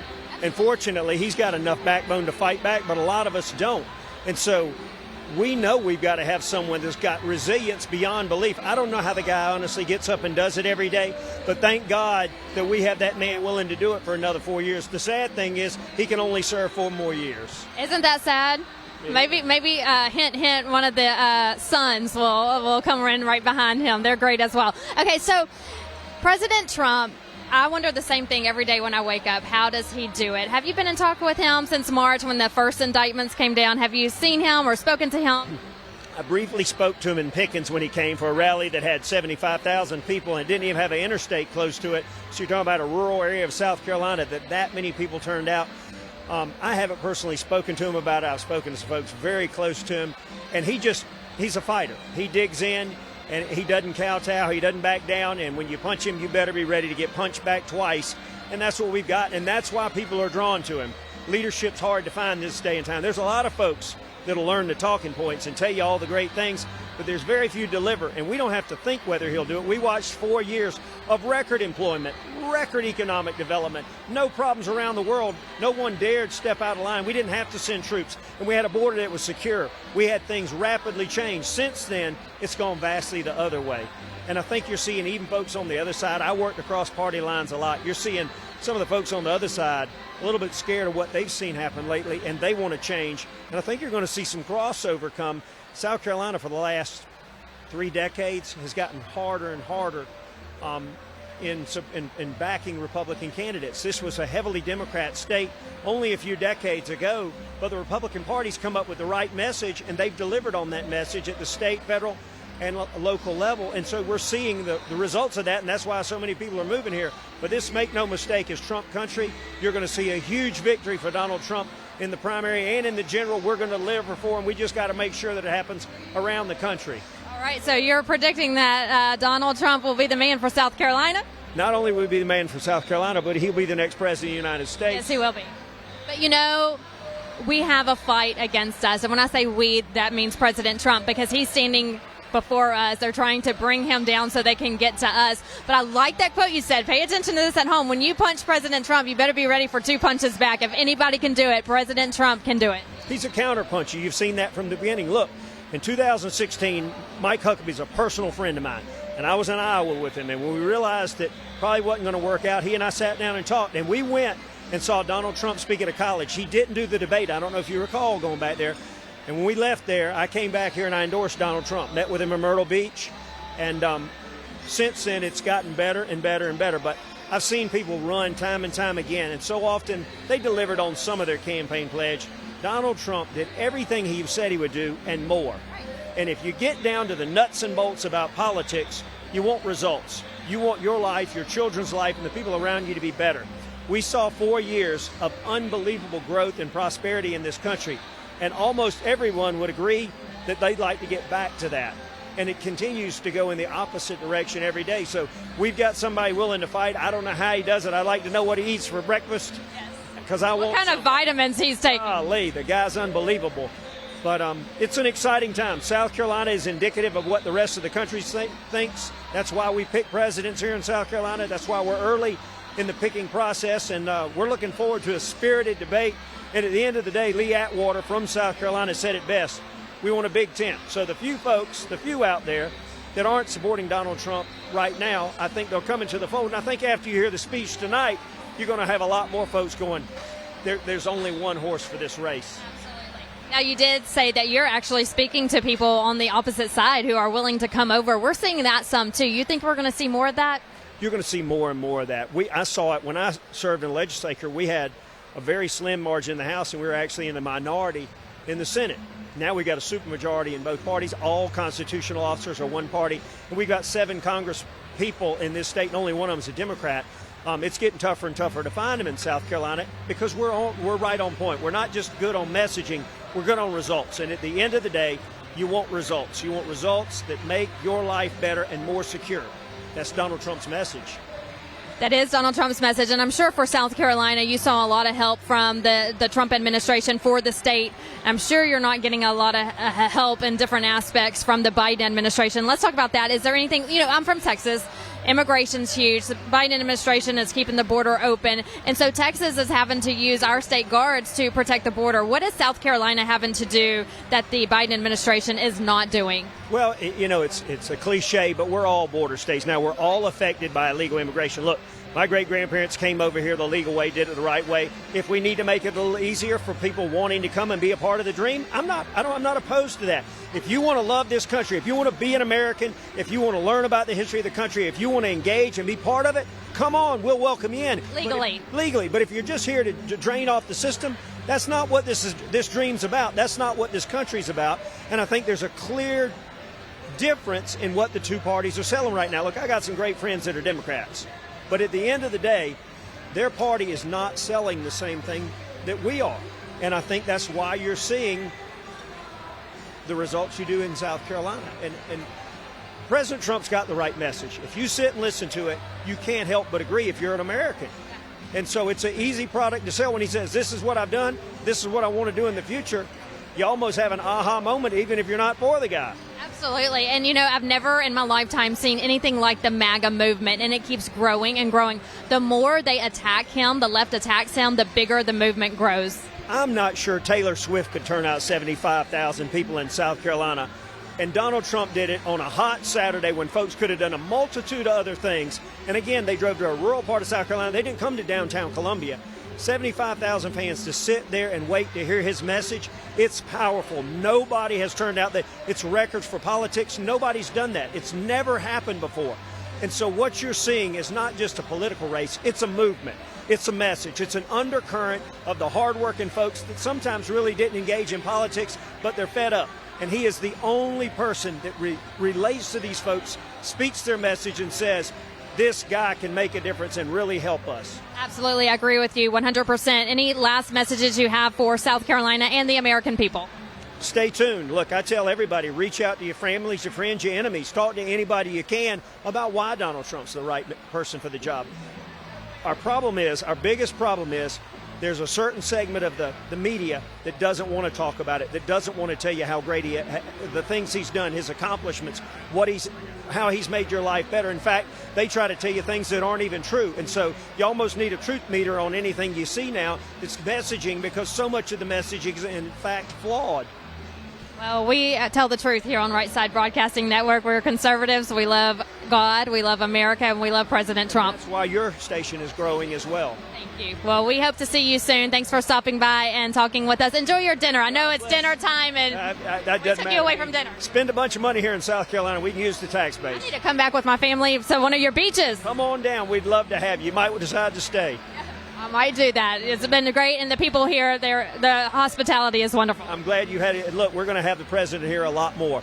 Expect to see Donald Trump here many more times in the next 6, 7, 8 months. And I'll be here too with him. Thank you. It's good to see you. All right, you heard from Andre Bauer here with the state of South Carolina, and talking about how wonderful the state's doing right now, despite our administration currently not offering much help in different aspects. But South Carolina is booming, and beautiful tourist location. So if you're planning a last-minute getaway for before school starts, we've had 2 state leaders talk about how wonderful South Carolina is for a getaway. All right, we are about 45 minutes, I believe. I think President Trump may speak early tonight because people are having dinner. They ended their intro of the program a little early. So last night when that happened, the president came on early. So stick with us. You never know if President Trump's going to be on time or a little early. We were surprised last night when he came on stage early. So don't go anywhere. We don't want to miss President Trump. Again, we have 1,400 people behind us enjoying dinner right now, waiting to see the president. They're from all over the state here for the annual dinner that started in the 1960s. They've been trying to get President Trump here for 4 years now, but his schedule finally aligned, and he was able to make it this year. Important note, you see all the Trump supporters that are here tonight and the state leaders who are backing the president. This is the home of Nikki Haley. She was governor here in South Carolina from 2011 to 2017. And also this is the home of Senator Tim Scott, who represents the U.S. Senate since 2013. So both are on the ballot for wanting to be the nominee for the Republican Party. But they are not leading in the polls. President Trump is leading by a wide margin in the polls. And some of those polls, you'll see 40%. Some of them, you'll see 50%. And as Mr. Bauer just said, those numbers keep growing and growing. So we're going to go back to the program, and we'll be back with you shortly.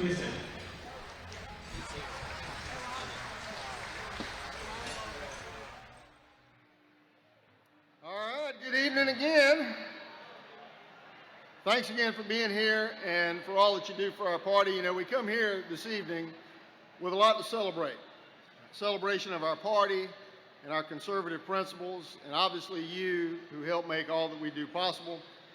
Your continued work and faithful support for our party has brought us to this moment. Again, celebrating the most successful South Carolina Republican Party in 150 years here in this state. Y'all giving all of yourselves a round of applause and those who've helped make it happen. We're here because we know this matters. Our Constitution matters, our principles matter, and because of that, our party matters. Making sure that our party is successful matters, that we grow, and that we can elect candidates. It makes a difference. Your being a part of this makes a difference, and I sincerely appreciate it. Because as we all know, if you don't win, you can't govern.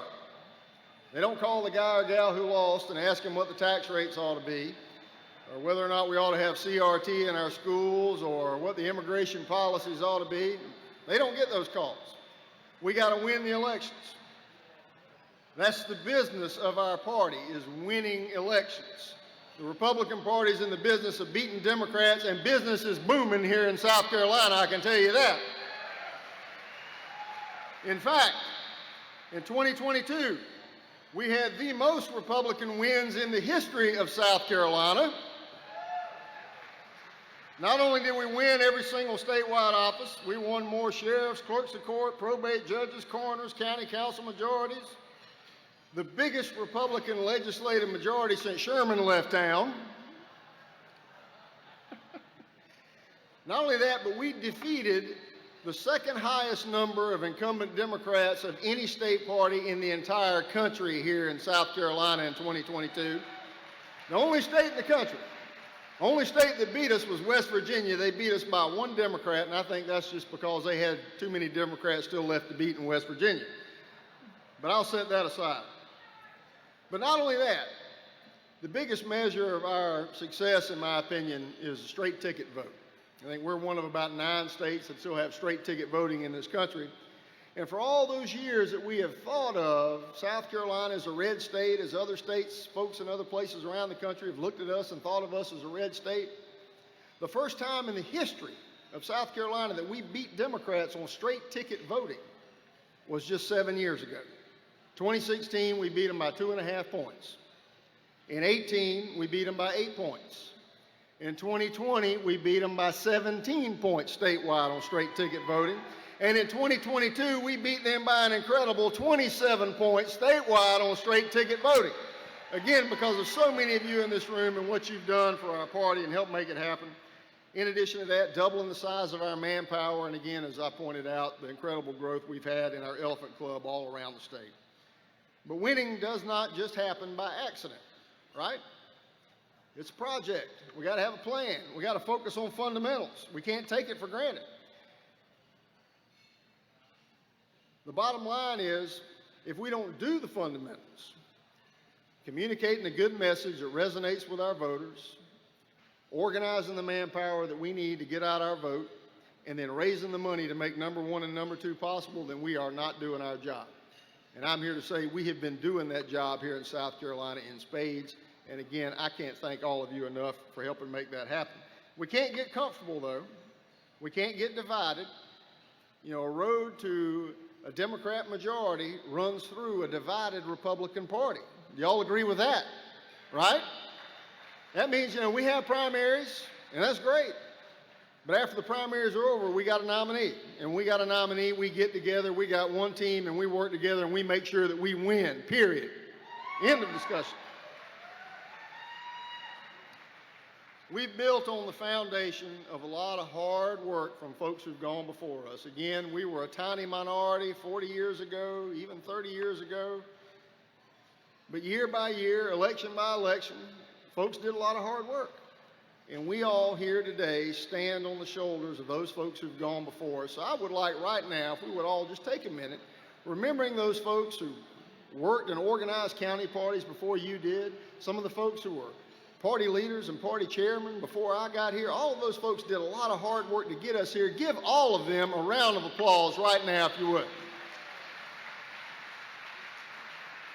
Because we have to remember how we got here. We have to rededicate ourselves to doing those fundamentals, the things that led to our success. And if we do that, we focus on those things, we'll be successful.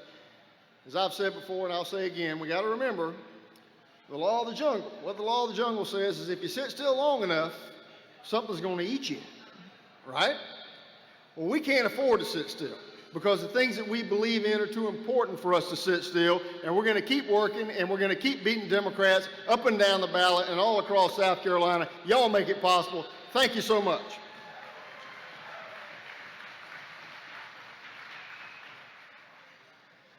So with that, I'll bring up our first speaker. You know, we all know what a problem our federal judiciary is. Many of us will sit and throw things at the TV when we see things that federal judges have done, whether it's to our state or to the Constitution, the things that we believe in. The judiciary matters. It makes a difference who's sitting in those seats in federal judicial courtrooms and on our Supreme Court. Our next speaker worked to make sure that President Trump's judicial nominees got approved, and he's a big reason why Judge Kavanaugh became Justice Kavanaugh. Y'all give a round of applause to Senator Lindsey Graham. Thank you. Thank you all very much. Thank you. So, thank you very much. President Trump is speaking. Have you heard that? Here's some advice. Drink a lot of water and get a cushion. If you got something to do tomorrow, I'm sorry. But you're going to hear a lot from a man that, you know, people ask, what happened with you and Trump? I said, well, he beat me like a drum, and I acknowledged that he did. He sort of liked hearing that, but we found something in common. I've come to like him, and he likes him, and that gets us through 18 holes of golf. So, to the Republican Party, how many of you, is this your first Silver Elephant Dinner stand up? God bless you. How about a round of applause for these people?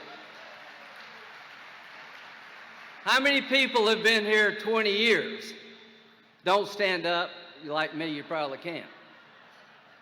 So let me tell you really quickly a walk down memory lane. In 1992, when I first got elected to the State House from Oconee County, and this is a tuxedo in Oconee County, I was the first Republican to represent a State House district since 1877 in 1992. In 1994, the Republican Party took over the State House, and we've held it ever since. In 1994, I became the first Republican congressman from the 3rd Congressional District since 1877, and we've kept the seat ever since. And how do you do that? The people here and all over this state make it possible for me and Henry and every other elected official in this room to win elections we can't afford to lose. There's no such thing as a self-made person in politics. This is a team sport. And let it be said that Drew McKissick is the best team leader you could ever have for the state of South Carolina's Republican Party. A little more history.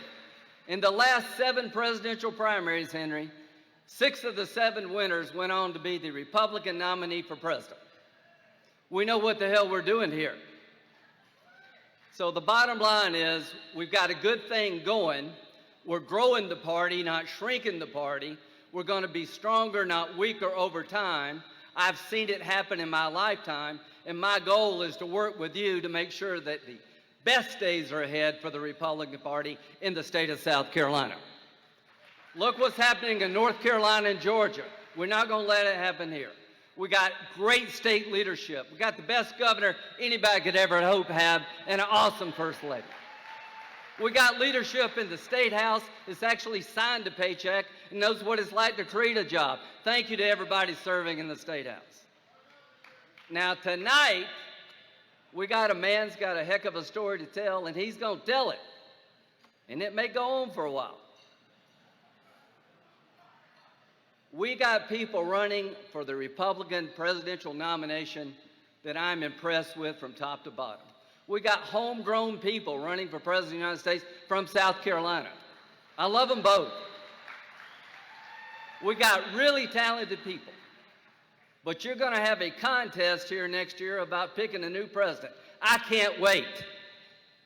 If I had 4 years to live, it'd be during Biden's presidency, because it seems it's never going to end. So the bottom line is our speaker tonight has got a story that nobody else can tell. I was president. From 2016 to 2020, I saw firsthand what this man did. You talk about judges, he didn't pick one Supreme Court justice, he picked 3. And they tried to destroy their lives, and we stood up and we won. You saw what they're willing to do to the judges. Look what they're doing to President Trump today. These people want to win way too badly, and there's nothing they won't do to win an election. We cannot let them win again. So here's what's going to happen. There'll come a time when the American people will look at what Biden's done and hope and pray there's a better way. Well, there is a better way. Our speaker tonight can tell you about securing the border because he did it.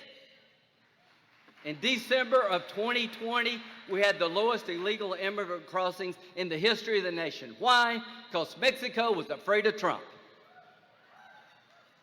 And when he was president, people were afraid of us, not us afraid of them. I had the Chinese ambassador come to my office, Henry, right after Trump got elected, and he says, we're trying to figure Trump out. I said, take a number and get in line.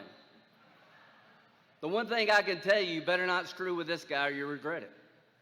We were respected in the world. We were energy independent. We were making peace, not war. We got the Arabs, through the Abraham Accords, to recognize the state of Israel. No wars on Trump's watch. You know why? Because he took the military that had been broken and rebuilt it. He made you proud to be an American. He was unashamedly strong. So we're going to have people wanting to be the Republican nominee, and you got a lot of good choices. But let me tell you about our speaker tonight. It's not about what he says he will do, it's what he did, and we need to do it all over again. God bless you. God bless the Republican Party.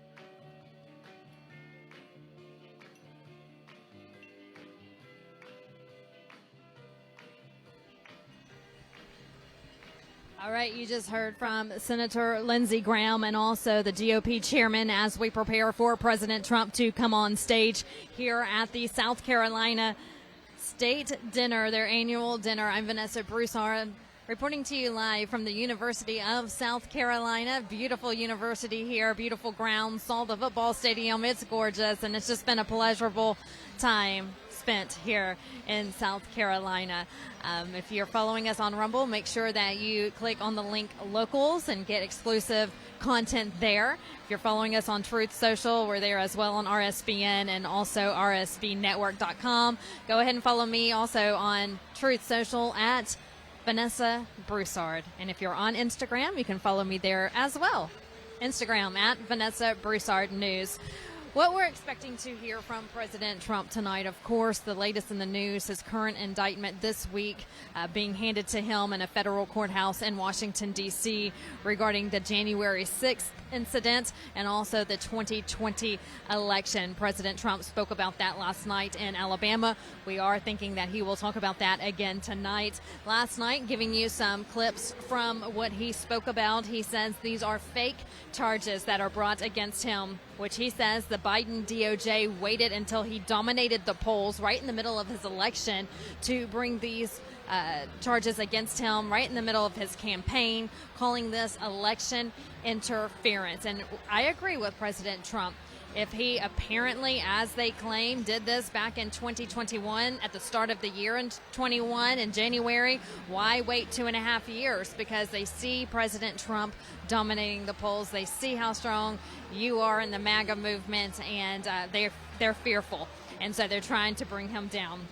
Also, last night, the president says when he wins, he will appoint a special counsel to go after the people who are coming after him. I really loved what Andre Bauer just said a moment ago about if you punch President Trump, you better be ready because you're going to get a double punch. And that's exactly right. That's why we are standing behind the president. He's a fighter. And if anybody can do it, he will. But again, I think it's very important to note that he's planning on draining the swamp even more and going after these corrupt officials who are coming after him, saying that he will appoint a special counsel to investigate.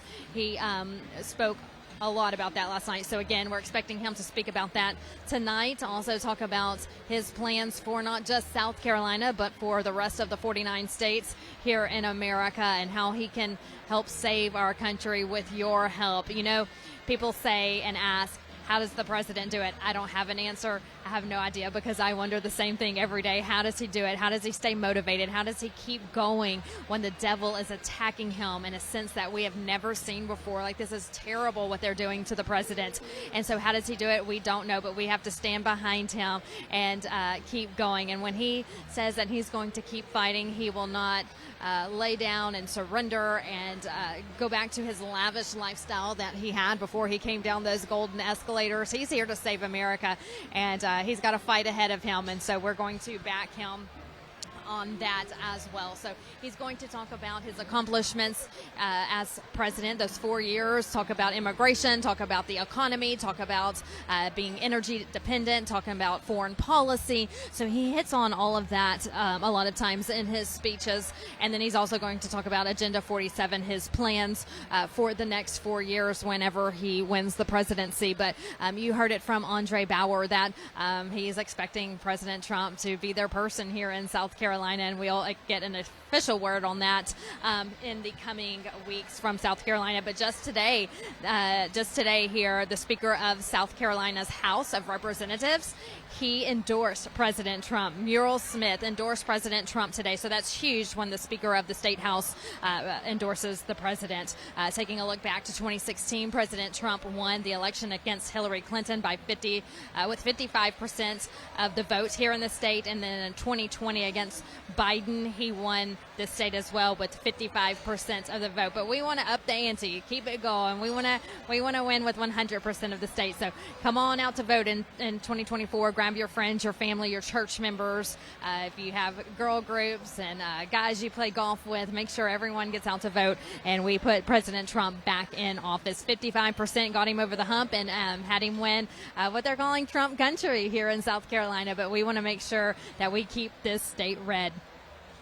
So we did talk to several people here with the state who are excited to see the president, and also some have not yet made an announcement on who they will endorse, and so we're waiting to hear from them. But for the most part, we have talked to a lot of people here who have already endorsed President Trump for 2024.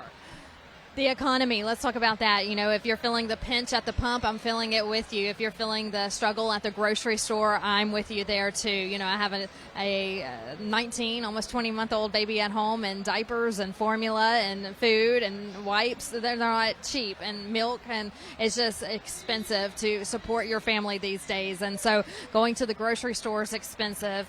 Going out to eat is expensive. It's just hard to stay afloat these days. It's hard to save money.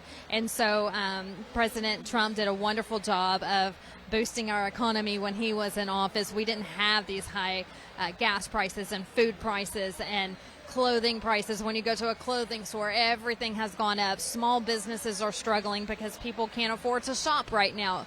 Make sure, speaking of that you support your community, support your small businesses. Everything was booming under President Trump, and so we want to bring that back. We want to make sure that you go to bed and every night with no anxiety or worry, or you're carefree, not worrying about what tomorrow is going to bring. With the Biden administration, I think about that often. What is tomorrow going to bring? What am I going to have to do in the next couple of months to make sure that we make ends meet in my family? And so I know I'm not alone. I know you're not alone. Just know that you aren't. we'll get through this, and we hope that President Trump can get back in office and for 4 years bring this economy back to where it needs to be, and that is booming. There's no reason why it shouldn't be booming. There's no reason why people can't retire. I heard from a financial advisor a couple of months ago and said people who are turning retirement age right now and this year are having to work another year longer or 2 years longer because they have less in their 401k now than when they did several years ago. So they're trying to bring some of that money back up, and by continuing to work longer. And that's sad, really sad that people at retirement age can't retire just yet. So looking at Trump, Donald Jr. Posting now on what is now considered X. Elon Musk changed Twitter to be called X now, so he got rid of the Twitter bird, and you'll see an X when you log on to Twitter. But yes, Don Jr., big supporter of him as well. Follow him on social media, and when he puts stuff on Truth Social and X and Instagram, I get those notifications. We're hearing that President Trump landed maybe 35, 40 minutes ago, and he is currently in the building meeting with supporters and donors and some of these elected officials here before he comes on stage and talks to 1,400 people. You heard one of the interviews earlier say they had to move it to this venue, a bigger venue, because they kept selling tickets up until the last minute, and so they had to stop the number at 1,400. But that's what we're seeing here tonight, is a packed house for President Trump, and that's anywhere we go, whether it's an arena, a venue, a parking lot, whatever the case may be. President Trump always brings the crowds, and you'll see the crowds on RSBN because we are a network that tells the truth, and we always show the crowds. And you can see behind me the crowd here tonight as people are enjoying their dinner. We want to, let's see real quick.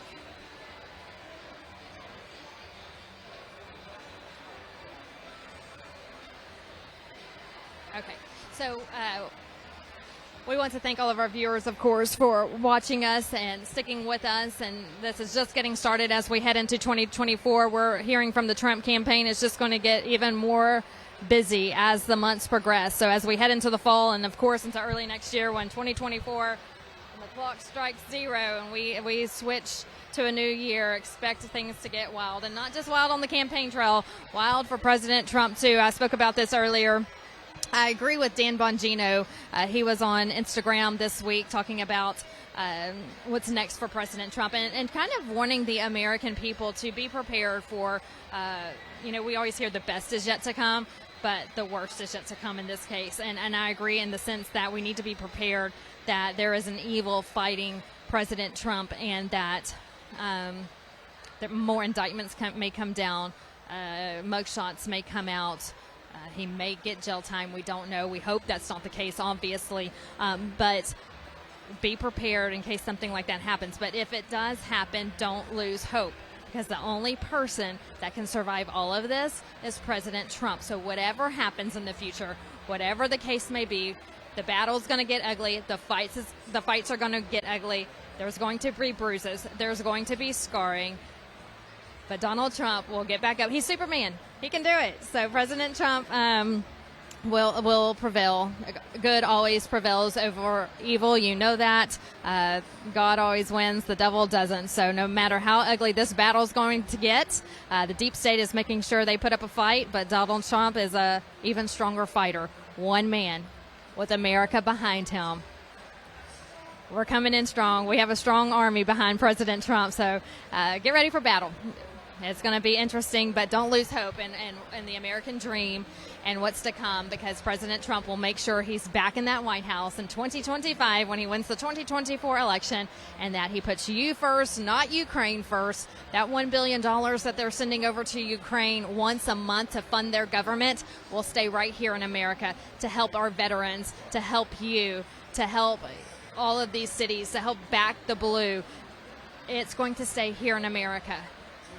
So Donald Trump puts America first, which he should. The Biden administration does not. As you know, we've talked about it multiple times tonight. Immigration, America last with the Biden administration. Donald Trump will close that border up. He started it when he was in office 400-mile border wall. He will finish it when he gets into office to make sure that our country is secure. You hear here in South Carolina, state leaders saying fentanyl from these illegals coming in is a problem in South Carolina, over here on the East Coast. So if you think that you're not on a border state and that you're safe, you're wrong. These state leaders all over the country are saying these illegal immigrants are coming in. There's millions of them. They're coming inland. They're coming to the east, to the north, to the west, and of course down south too. So they're everywhere in America. That's what the Biden administration has done to your state, to your community. Fentanyl is a big problem. They talked about it in Alabama last night too. It's killing our kids. One pill that they're taking can be dosed with fentanyl, and lives are being lost. So, I hate to say it, but it's the facts that the Biden family has blood on their hands when it comes to these illegals coming in. They're allowing it to happen. They're drugging our children. Our children are dying. So shame on the Biden administration for allowing this to happen. So shame on the Biden administration for allowing this corrupt system in place for our schools and what they're teaching our children. It is being found by mothers. Mama bears are going to save this country. It is being found all over the country. Books are being opened in school libraries and public libraries with nudity, with, what they're trying to hide as porn for our children to read, and pictures for them to see so they can get in their heads and corrupt their little innocent minds.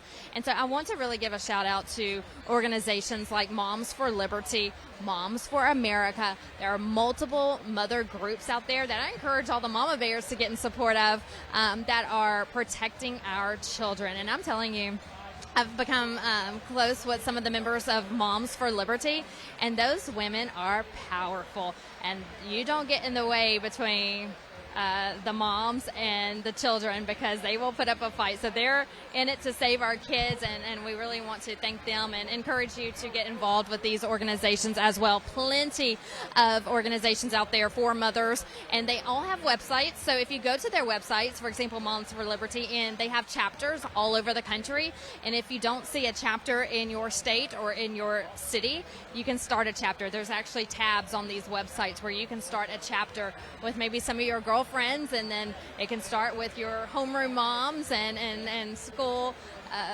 mothers for your child's grade, and then just let it grow from there, because I guarantee once you start a chapter in your town, it will take off. Okay, well, President Trump is expected to speak around 8:30 p.m. here Eastern in South Carolina. It is 8:11 p.m., so it will be momentarily before he takes the stage. He landed here just moments ago. He's now inside the building speaking to supporters in the back. He will be introduced and then, of course, come on stage. So we're excited to see President Trump for the second time since his indictment. He looked wonderful last night in Alabama, danced off the stage, which we love for him to do.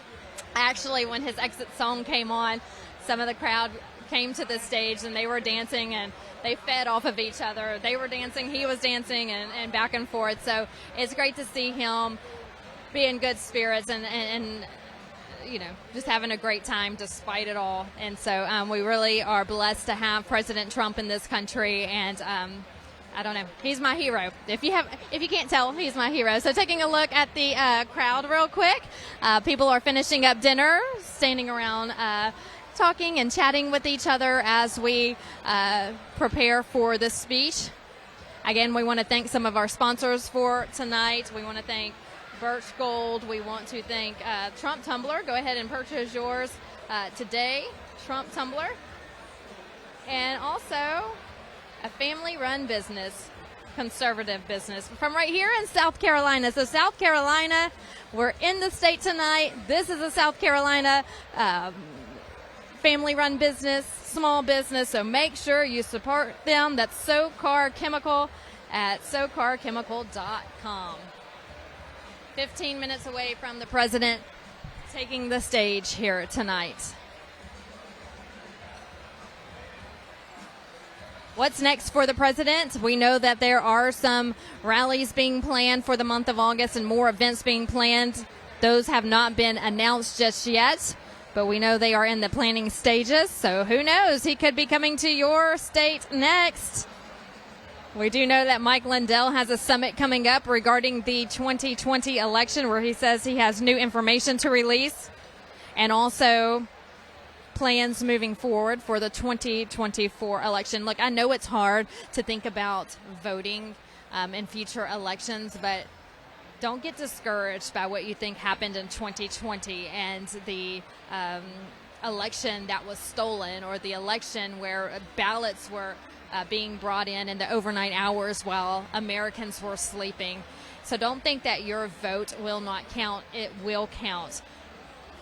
The conservative movement, Republicans, leaders are doing everything they can to ensure that we have a safe election, a proper election, a legal election. So don't let that discourage you. Make sure you're in line to vote, as well as all of your friends and family members, that they're in line to vote as well. And the most important thing, make sure your conservative loved ones are registered to vote. Scott Pressler does a wonderful job of traveling the country, getting people to vote. He knocks on doors.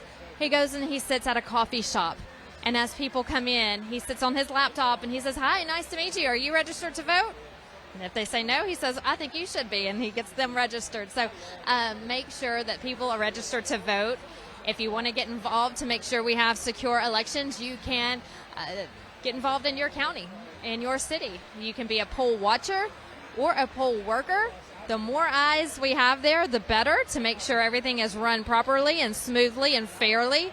So you can become a poll watcher or a poll worker in your community. And that's just not for the presidential election. You can do it for your local elections and for your state elections as well, school board elections, whatever the case may be.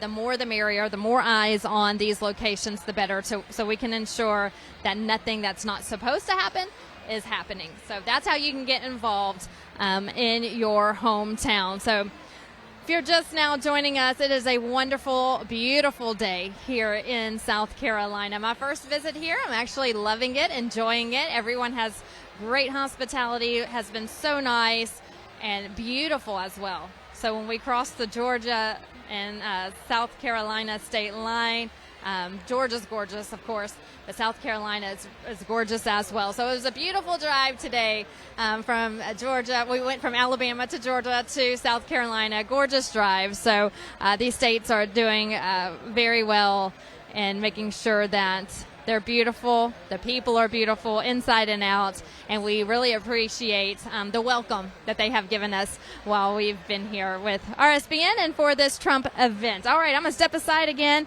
to give you a view of the audience. If you have just tuned in, we are on the University of South Carolina campus in a venue that they had to move because more tickets were being sold, but then they had to do a stop-off point, and so they have sold 1,400 tickets. That's the number of people here tonight.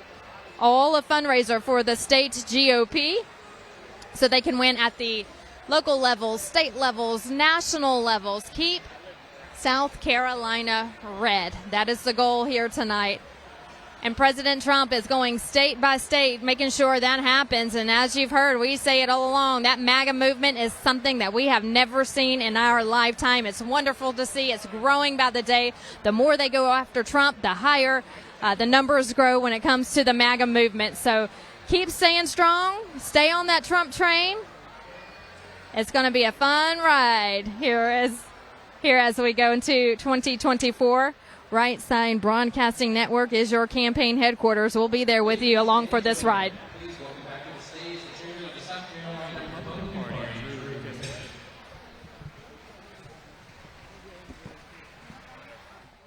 Good evening again. How are we? We ready to get this thing started? Well, we got a great speaker coming up. But right now, it is my privilege to introduce our next speaker. You know, I've been state chairman here in South Carolina for about 7 years now.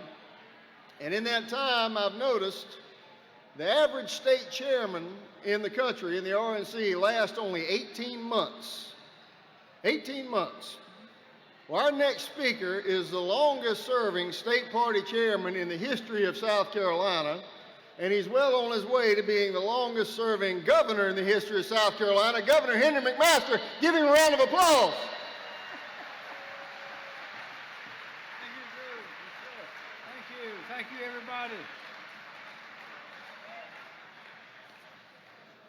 I can't see a thing.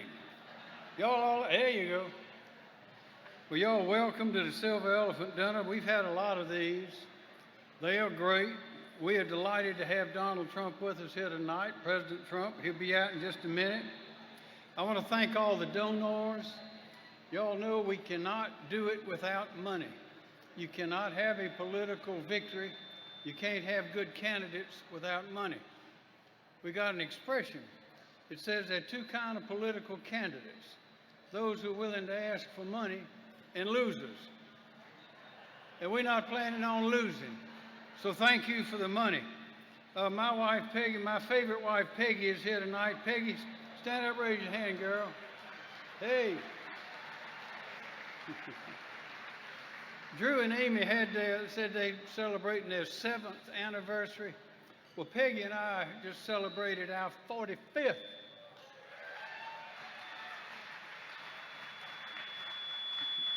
And I told that to somebody, a man, he said, well, that ain't nothing. He said, my wife and I just celebrated our 64th wedding anniversary. I said, that must be a record. He said, well, yeah. He said, we know the secret to a long, happy marriage. Of course, I say, well, what is the secret to a long, happy marriage? He says, we find a nice, little, quiet, romantic restaurant every week, go out for dinner. I go on Tuesday, she goes on Thursday. It works. Peggy, y'all may remember I had the honor and privilege of nominating President Trump at the convention in Cleveland in 2016. And I was flying on the way up there.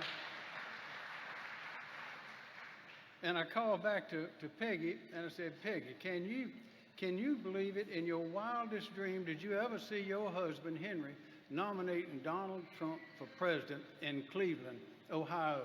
She said, boy, I hate to tell you, but I never seen you in any of my wildest dreams. All right, then I got some things to say. I want to thank you for coming. Thank you for supporting our great Republican Party, greatest in the nation. I'm happy to report that South Carolina is booming. We've been growing for years, and we put it in high gear now. 2022 was the best year we've ever had economically. People in other states wish they lived here, and businesses all over the world want to invest their millions or billions of dollars in what? In our people, our traditions, and our spectacular places. Just in recent years, we've cut taxes on everyone. We've eliminated income taxes on retired military pay. We've produced billion-dollar surpluses. We rebated $1 billion to the taxpayers. We have the largest rainy day fund in our history and the lowest debt. We are widening and paving our highways, investing in water and sewer, and taking broadband to every household in South Carolina. We have raised teacher pay dramatically. We invested in our citizens and our children, and we did the same for Class A law officers, who are the finest in South Carolina in the entire country. And I'd like to ask every man or woman who wears a uniform, military, law enforcement, first responder, fireman, please stand up and accept our congratulations, thank you, and applause.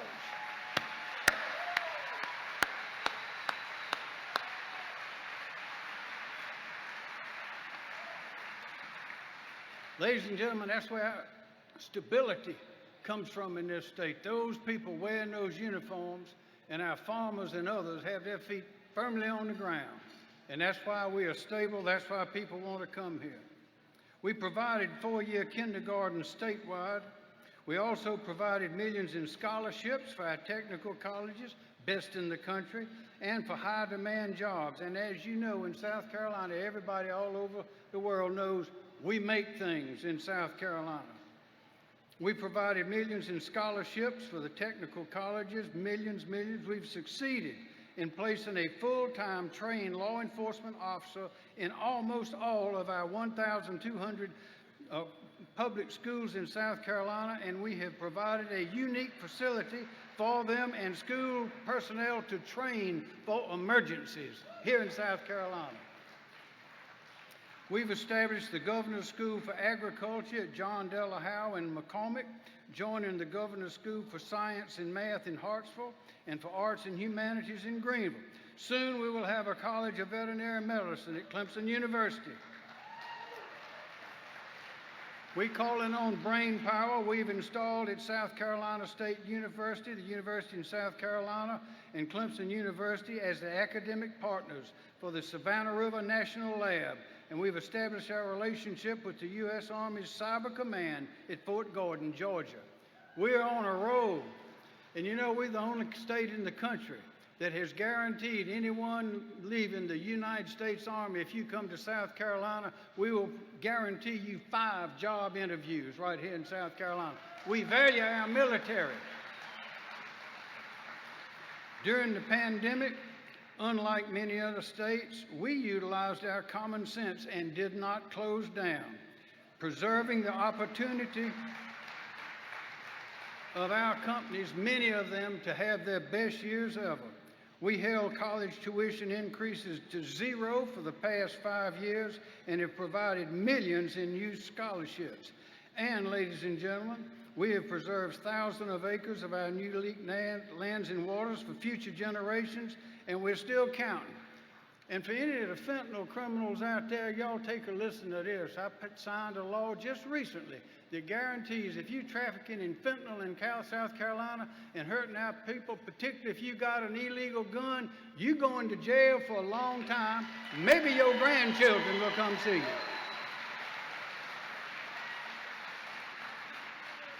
I could go on, but I'll finish up and say, ladies and gentlemen, we value our people, and we have protected life in South Carolina, and we'll do whatever it takes to see that that happens. Now, for the reason we're here, we did not do all this in a vacuum. We were able to commit forcefully to our future because the policies, practices, and initiatives of the administration of President Donald Trump opened doors, sparked opportunities, and unleashed American power the whole way. He was with us the whole way. All of this despite the rumblings of secret deep state opposition and the barrage of unfounded criticism and even unjustified impeachments, one of which he was out of office, which made no sense at all. And despite all of this, America was respected and admired all over the world as long as he was in office. Then came the most controversial contested election in American history in 2020. Then, of course, with the Biden administration in January 2021, things began to change and unravel dramatically. We governors, Republican governors, had to spend half our time trying to do our job and the other half fighting the Biden administration, which is going to sink the whole country. Work on the border wall stopped that day, and steel beams and brand new equipment, tractors, left where they parked the day before. I was there, I saw it. I saw the wall, and I saw millions of dollars going down the drain. Our newly consolidated historic energy independence evaporated. Then came the mandates, one after another. Geniuses like Dr. Fauci were telling us all what we needed to do. Our global adversaries became emboldened and our friends became cautious. Our borders were abandoned and national security compromised with the illegal flow of immigrants, thousands of whom are bused or flown secretly without notice to cities and towns in every state in the country, including ours. Border state governors in Texas and Arizona were challenged by the Biden administration as these states spent their own money to stem the flow of poisonous fentanyl and human trafficking from the deadly alliance of the Chinese manufacturers and Mexican drug cartels. Can it get worse? Yes, it can. The Biden administration officials abandoned the rule of law, including constitutional law. The Attorney General, y'all remember the Attorney General of the United States of America, orders his U.S. attorneys, 93 of them nationwide, to coordinate with the FBI and local law enforcement to investigate in every state unrest and violence by parents at school board meetings. Can you imagine? Unbelievable. Policies and ideologies which have never worked and never will were adopted by edict throughout the Biden administration. Left-wing fantasies were tolerated and attacks on moral truths and the family began in earnest. Our global authority was diminished and our security was and is threatened in just a few short years, all accompanied by rampant inflation. People cannot believe what we are seeing happening in our wonderful, dear country. People cannot believe it. Well, there's a new day coming because, ladies and gentlemen, we have a leader. We have a powerful, experienced, strong leader with a clear vision of America and the greatness of our people. A leader we can trust, whom our friends can depend on, and whom our enemies can fear once again. A leader who stood tall for 4 years, protected our borders, rebuilt our economic might, and ignited a new prosperity for all Americans, including those of us in South Carolina. A leader who strengthened our military, honored our veterans and law officers, and protected our families, allowing us to build for the future and cherish our individual American dreams. But ladies and gentlemen, this leader can't do it without us. That's why we're here. We must do our part. We must realize that we are in a war for the future of our country, and we must win it. We need warriors, and we have warriors. It won't be easy. As you know, our opponents have realized that they are in grave danger, and that is why they have been and will be fighting so hard and so unscrupulously in the traditional political arenas, as well as a new arena for them, the legal ones. Well, on those legal arenas and the activities there, I have an observation. As a practicing attorney for 43 years, including 4 years as Ronald Reagan's first United States attorney in the country, and 8 years as your Attorney General, I thought the first indictment took the cake for ridiculosity. I really did. I thought nothing can top this until the next one came, and then the next indictment. I kept asking, what are these legal eagles thinking? Have they not read the law books? Have they not read the Constitution? By the way, the Constitution's easy to read. There it is right there. And one thing it says is you can't close down and take somebody's property unless you got a real good reason. Pandemic was not a reason for that. And people say to me, well, but Governor, let me say, it says that the Constitution, I have to tell the school children that sometimes I try to play a little game with them. I say, what rights does the Constitution give you? And they say the right of assembly, freedom of speech, right to bear arms, freedom of religion. I say, no, children. The Constitution does not give you any rights. The Constitution protects those rights that you have from God against that national government.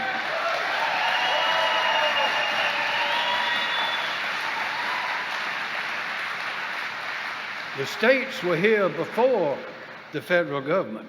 The states created, 13 of them created the federal government, and they limited the powers strictly.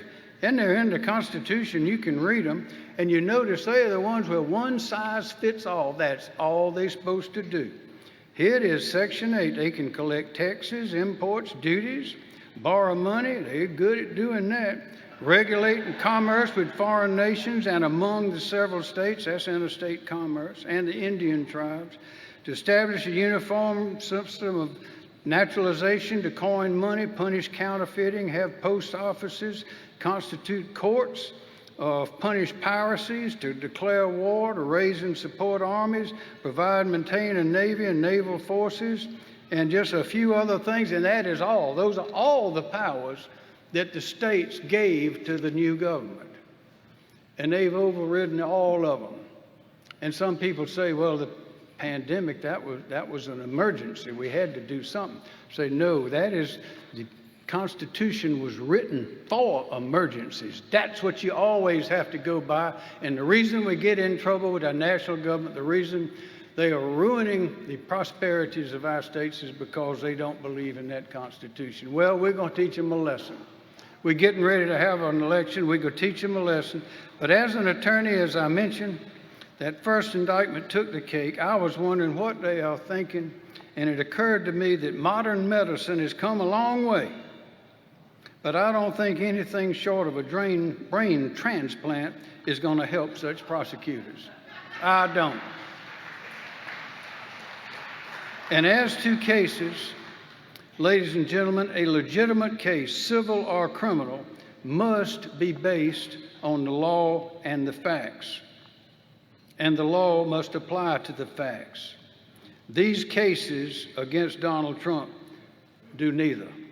These cases against Donald Trump are losers. It has been said that you can put lipstick on a pig, but I don't think all the lipstick in the world can turn these pigs into princesses.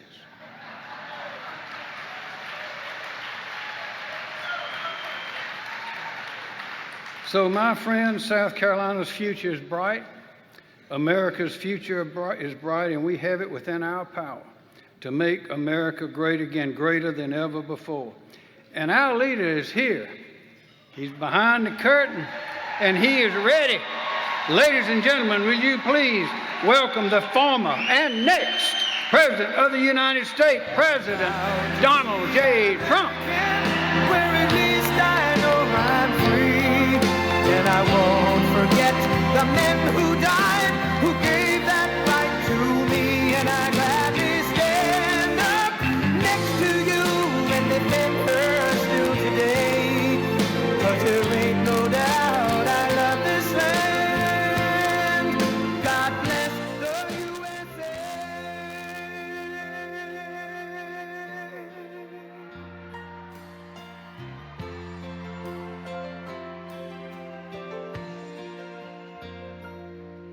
From the lakes of Minnesota to the hills of Tennessee, across the plains of Texas, from sea to shining sea, from Detroit down to Houston and New York to LA, where there's pride in every American heart, and it's time we stand and say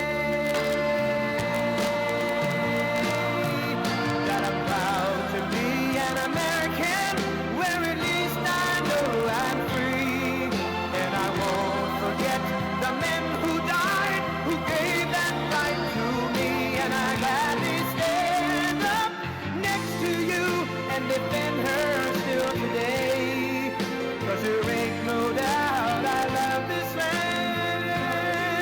God bless the USA.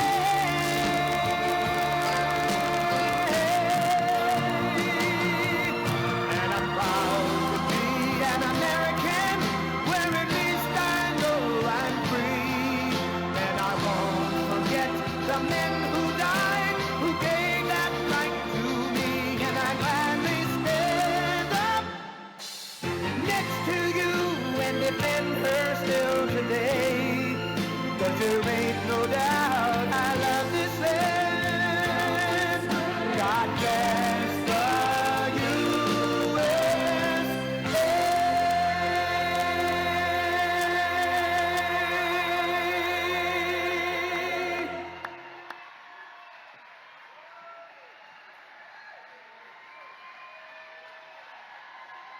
Thank you. Thank you very much.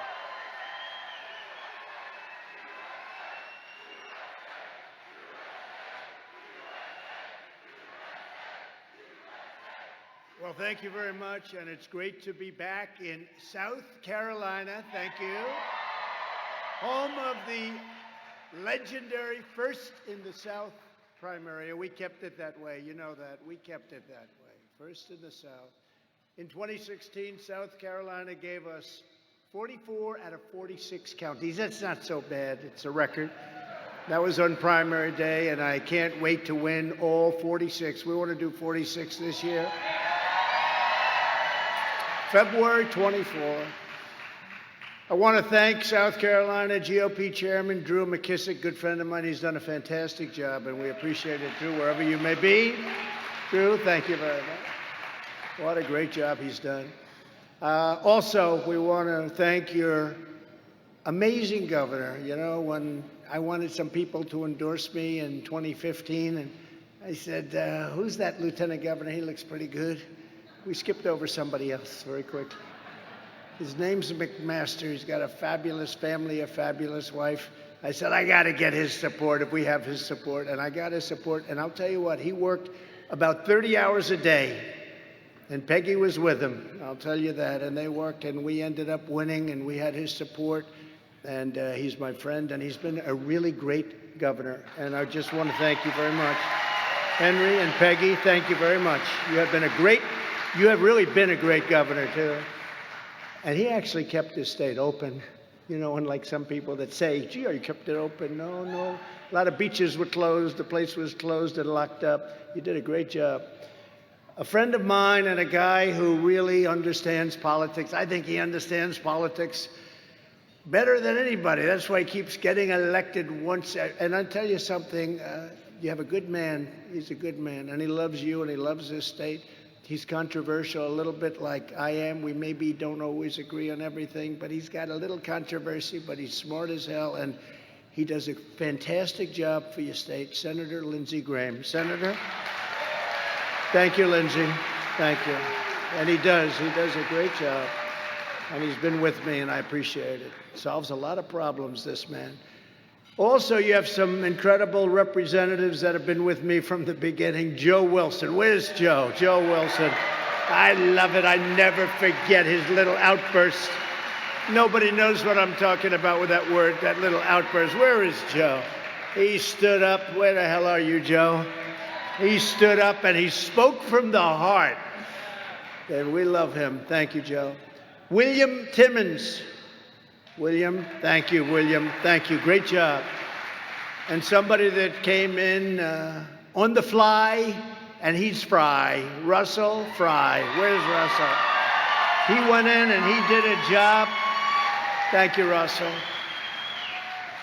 And he really has, those two guys and that whole group that I mentioned, they're warriors. Every one of them is a warrior, all different, all very different people, different forms of fight. But they're all warriors. And another warrior is your Lieutenant Governor, Pamela Evett. Pamela, great job. And former Lieutenant Governor, terrific guy, Andre Bauer. Andre. Attorney General Alan Wilson. Secretary of State Mark Hammond. Superintendent of Education, Ellen Weaver. Friend of mine, Treasurer Curtis Loftus. Curtis, thank you. And National Committeeman Glenn McCall, Committeewoman Cindy Costa. State Representatives Daniel Gibson, Heather Crawford, Cal Forrest Jr., and Ambassador Ed McMullen. He's been with me from the beginning, too. Last but not least, today I'm honored and really honored to receive the endorsement of the Speaker of the South Carolina House, a man that's respected by everybody, a great guy with a fabulous wife and family. Representatives, Merrill Smith, please. Where is Merrill, please? Great job. Thank you very much. You've done a great job. We appreciate it. Merrill Smith. Also, one of the most important issues of the campaign will be who can rescue our country from the burning wreckage of Bidenomics. You know what that stands for, right? Henceforth, it'll be defined as inflation, taxation, submission, and failure. Under my leadership, we built the greatest economy in the history of the world. We actually built the greatest economy in the history of the world, and you were a big beneficiary in South Carolina. In fact, we did it twice. And when I get back in the Oval Office, and I always say we because we're getting back. It's not me, it's we. But we will do it once again, and it'll be bigger and better and stronger than ever before with all of the things you're watching, and it's horrible. I looked at New York City last night with what's going on there. I look at Chicago. I look at all of these different places, all run by Democrats, by the way. Not Henry, all run by Democrats. Henry, you must go crazy when you see the incompetence and the stupidity, but all run by Democrats. But day one, the Biden economic bust will be replaced with the historic Trump economic boom. We're going to have a boom like beyond what we had, and we had the best ever recorded. Any numbers you see that are economically positive right now in the Biden administration are because they're running on the fumes of what we created years prior to their taking office. We created something that was so incredible, and they're running on fumes right now because what they've done is unbelievable and so bad and so foolish and so stupid. The contrast between our agenda's incredible success and Joe Biden's crushing economic failures could not have been more stark. Let's look at some of the facts comparing crooked Joe Biden, and he is crooked as hell. Boy, do you believe what's going on? Lindsey, what's going on with this guy? He's crooked. Now we have to do something about it. They do, we don't. We got to do something about it.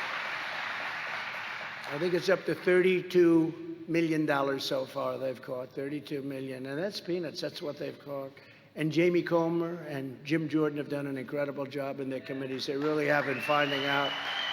And they're being blocked every way along the way, but they don't care. They're going, and they've got a lot more. And they tell me, and they tell everybody, you just watch them, they say there's much more to come, and it's really bad.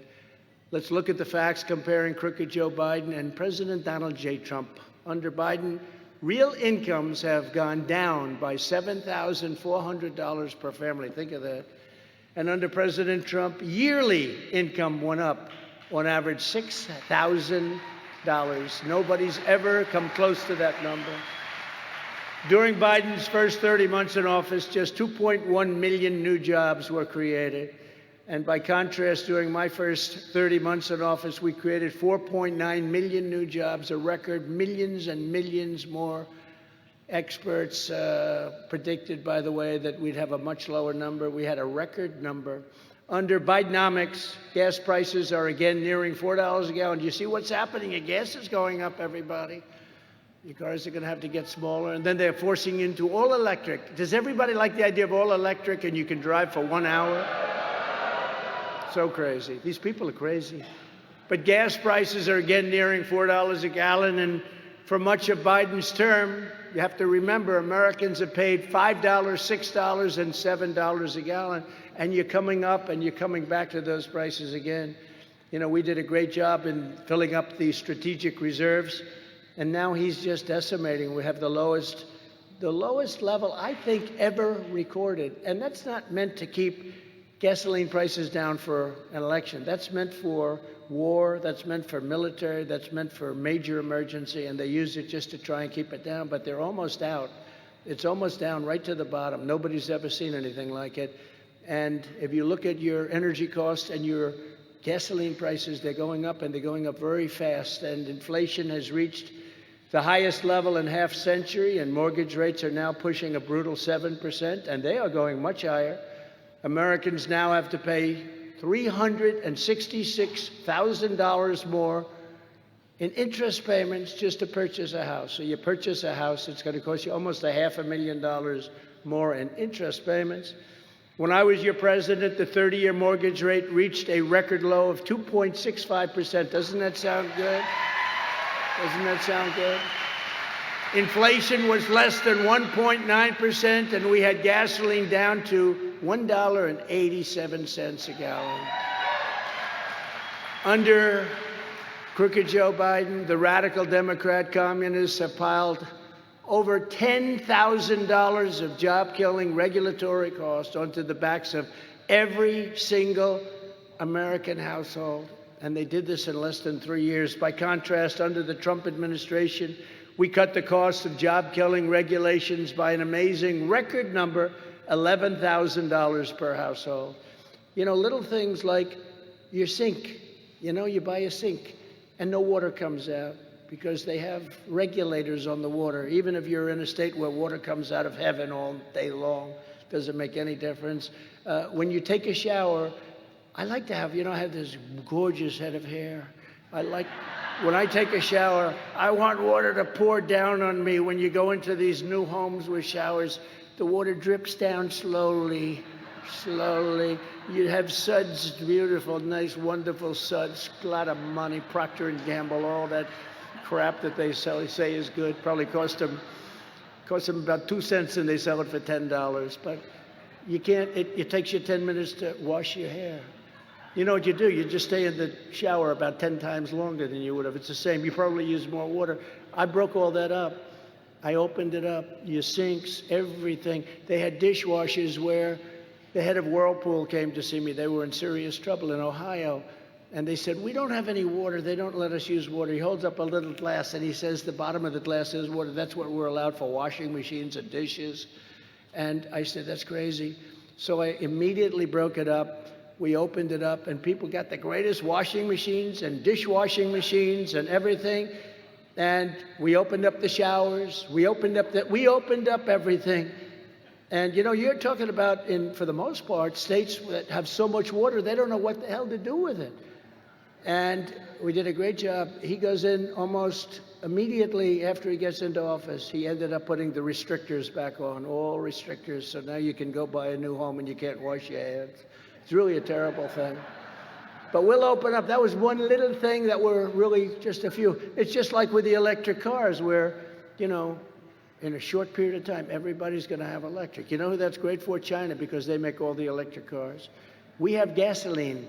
They have all of the other minerals and everything else in their earth that are good for electric cars. They are going to take over the world with the stupidity. You know, we have an economy that I had going at a level that nobody's ever seen before, and they were really concerned. We were always going to be caught by China in 2018. When 2018 came along, we were so far beyond them, I said that if presidents are smart, they will never be able to catch us. We were doubling them up. We took in hundreds of billions of dollars in taxes and tariffs. They never saw anything like it. They said, this guy, this is not one president ever charged them for decades 10 cents of anything. They were ripping us off, just like most other countries of the world. They were ripping us off. It's actually hard to believe how we survived. But of course, you have $35 trillion in debt.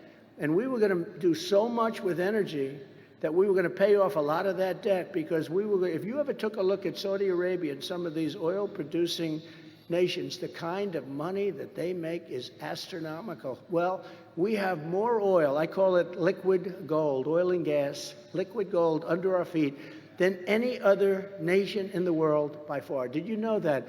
And we were going to supply all of Europe. We were going to supply everybody. We were going to make so much money, we'd pay off debt, and then we'd lower taxes again. We had the biggest tax cut in history. We were going to lower taxes still further. And then these guys get in because an election was rigged. They get into office, and what do? Let's stop drilling. Oil prices at the highest price ever, and they say, let's stop drilling. When oil prices are high, that's when you should say, let's drill and make a fortune, and let's pay off debt, and let's lower people's taxes. But they didn't do that. Joe Biden immediately shut down, first thing, almost the first day, shut down the Keystone XL pipeline, surrendered our energy independence and future dominance. We're going to be dominant. We were going to produce more oil and gas than Russia and Saudi Arabia combined. And when I took over, we were in third place. When I left, we were long in first place. We were like a rocket ship. When you look at the graphs, we have them, and I'd show them to you. If you want to see me afterwards, I'll give them to you personally. But please don't say that because you got a lot of people in this room up there. It's a lot of people. Congratulations, Drew. But now he's pushing the largest tax hike in American history. I don't know if you know that, but your taxes are going to go way, way up. President Trump got you the biggest tax cuts and regulatory cuts in history by far, and we achieved American energy independence for the first time in 60 years. And we were soon going to be energy dominant for the first time ever. We're going to be dominant. We're going to be dominant all over the world. And they stopped it. They stopped. And I fought for the workers of South Carolina like no president has ever fought before. And I appreciate, Henry, you're saying that.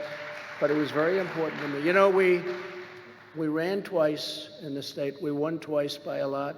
We won both primaries.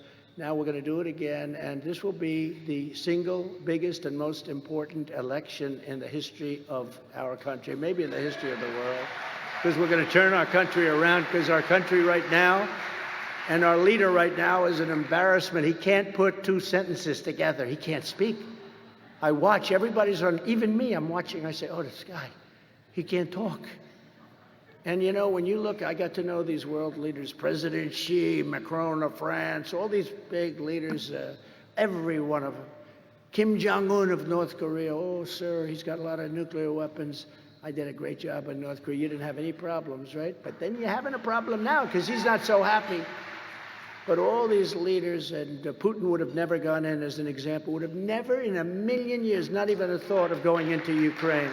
Wouldn't have happened. I told him you're not going in. And we got along good. Nothing wrong with getting along. We got along good, but he wasn't going in. They had no chance. And by the way, China would not be going in. President Xi would not be going into Taiwan. And he's awfully close to wanting to go in because he thinks your leader is incompetent. He has no respect for our country anymore. He respected our country so much. He was so afraid of me with the tariffs. No more tariffs, please. No more tariffs, please. Please, no more tariffs. Stop it. You know, when I first put the tariffs on, we took in hundreds of billions of dollars. I gave $28 billion to the farmers. But when I first put the tariffs on, China, very smart, by the way, sharp. Oh, the press hates when I say, you shouldn't say they're sharp. No, they got 1.4 billion people. They have a man that controls that very, very strongly.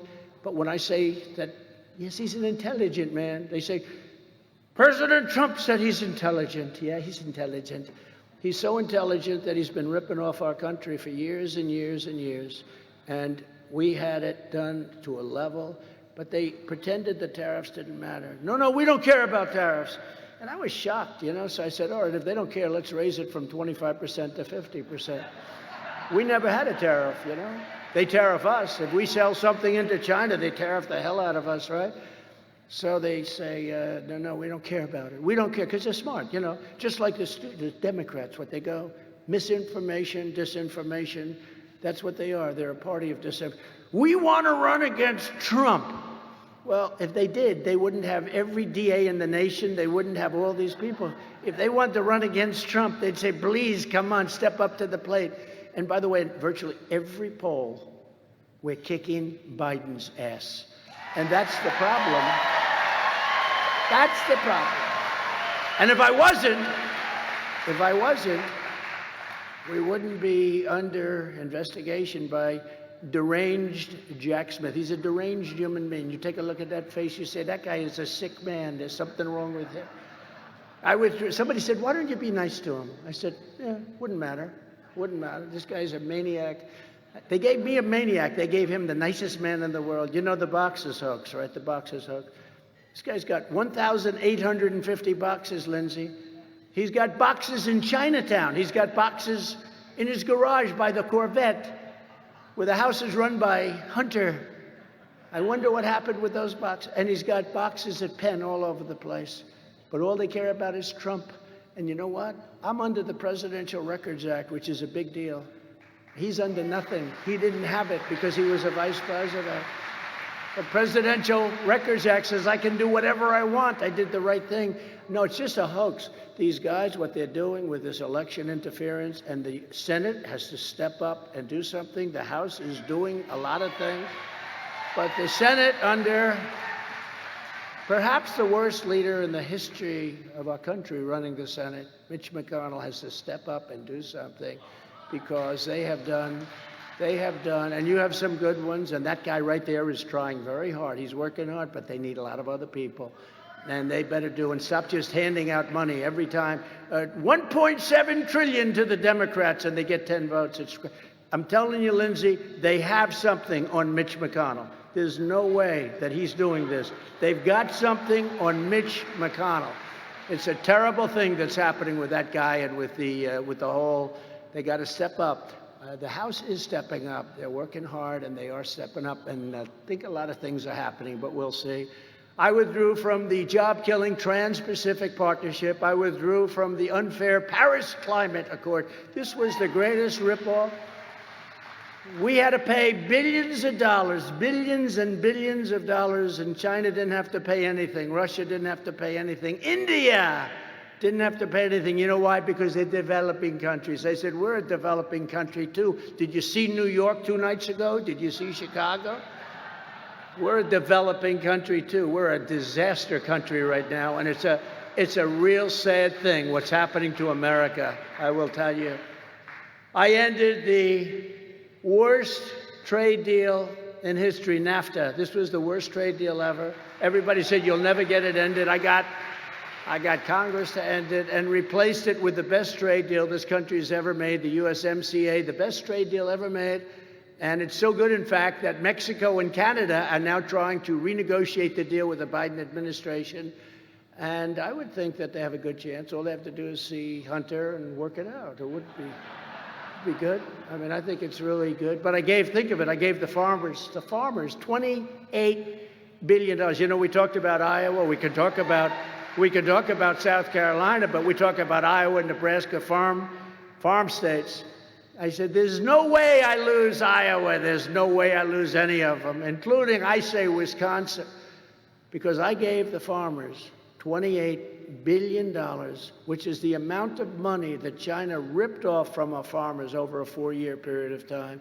I got them checks for $28 billion. I said, there's no way that anybody else would have been able to do that, except maybe Henry McMaster. He might be the only one.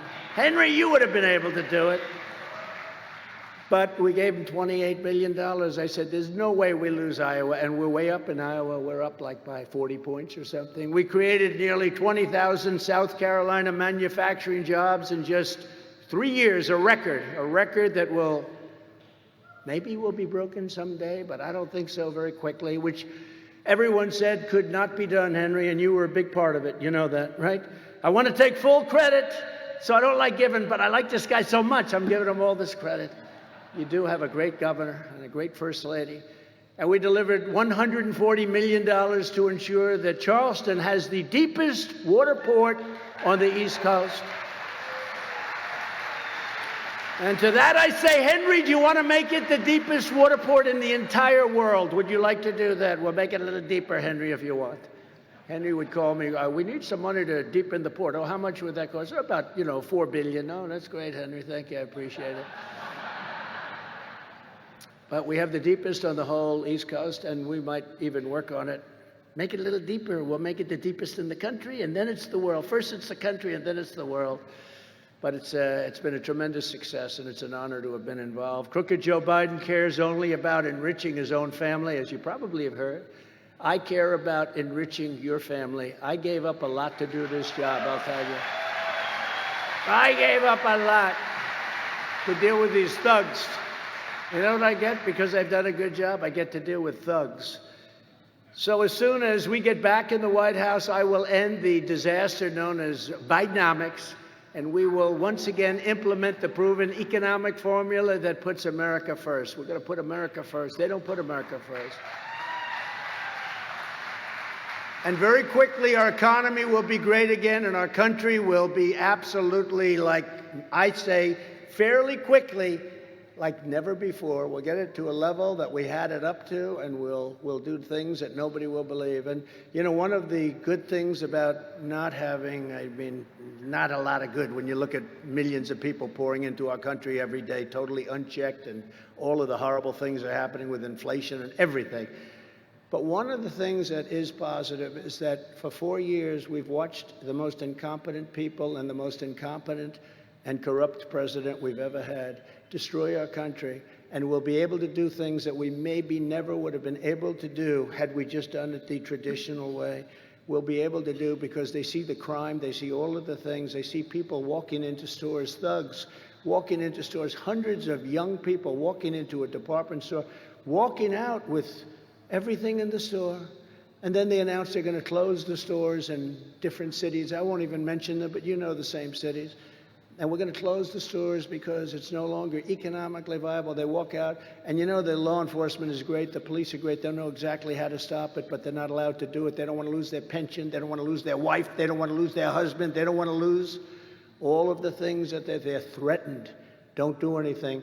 They actually fire employees who fight with people. Please don't steal that. And they'll fire the employee. There's something crazy going on in our country, but we'll stop that, and we're going to stop it on day one. We'll terminate every Biden regulation that's harming South Carolina workers, of which there are many. And I will cancel Biden's destructive Green New Deal. It's an insane thing. I'm for the environment. I want clean water, crystal clean. I want beautiful, clean air.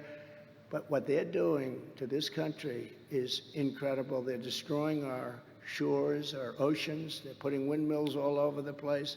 In New Jersey, they'd never had whales coming up shore. They might have one every 3 or 4 years. Now it's like routine. Whales, big, magnificent whales are being washed up on shore like nothing. It's so sad to see. And everybody knows the reason. Everybody knows the reason. To terminate this crippling electric vehicle mandates, we're going to do it. We're going to do it fast, and we will stop having all of these cars being built in China. We're building our cars back here. We're going to build them back here. They want to take that whole thing away from you, like they did with Mexico and like they did with a lot of other places. I'll ask Congress to make the Trump tax cuts permanent. You know, your tax cuts that we got you, the biggest tax cut in history, you know, it pretty much is going to be coming due in a very short period of time. And when that happens, your taxes are going to go through the roof. That'll be a terrible thing, and that's given to you as a gift from the Democrats. Remember that. But we will reduce taxes even further. We'll get it extended, and we will reduce taxes further, because the thing that built our economy with the regulation cuts and those tremendous tax cuts, the incentive for people to work, and they don't have the incentive right now. Nobody knows what they're doing. Nobody knows. Nobody has any. They have no clue.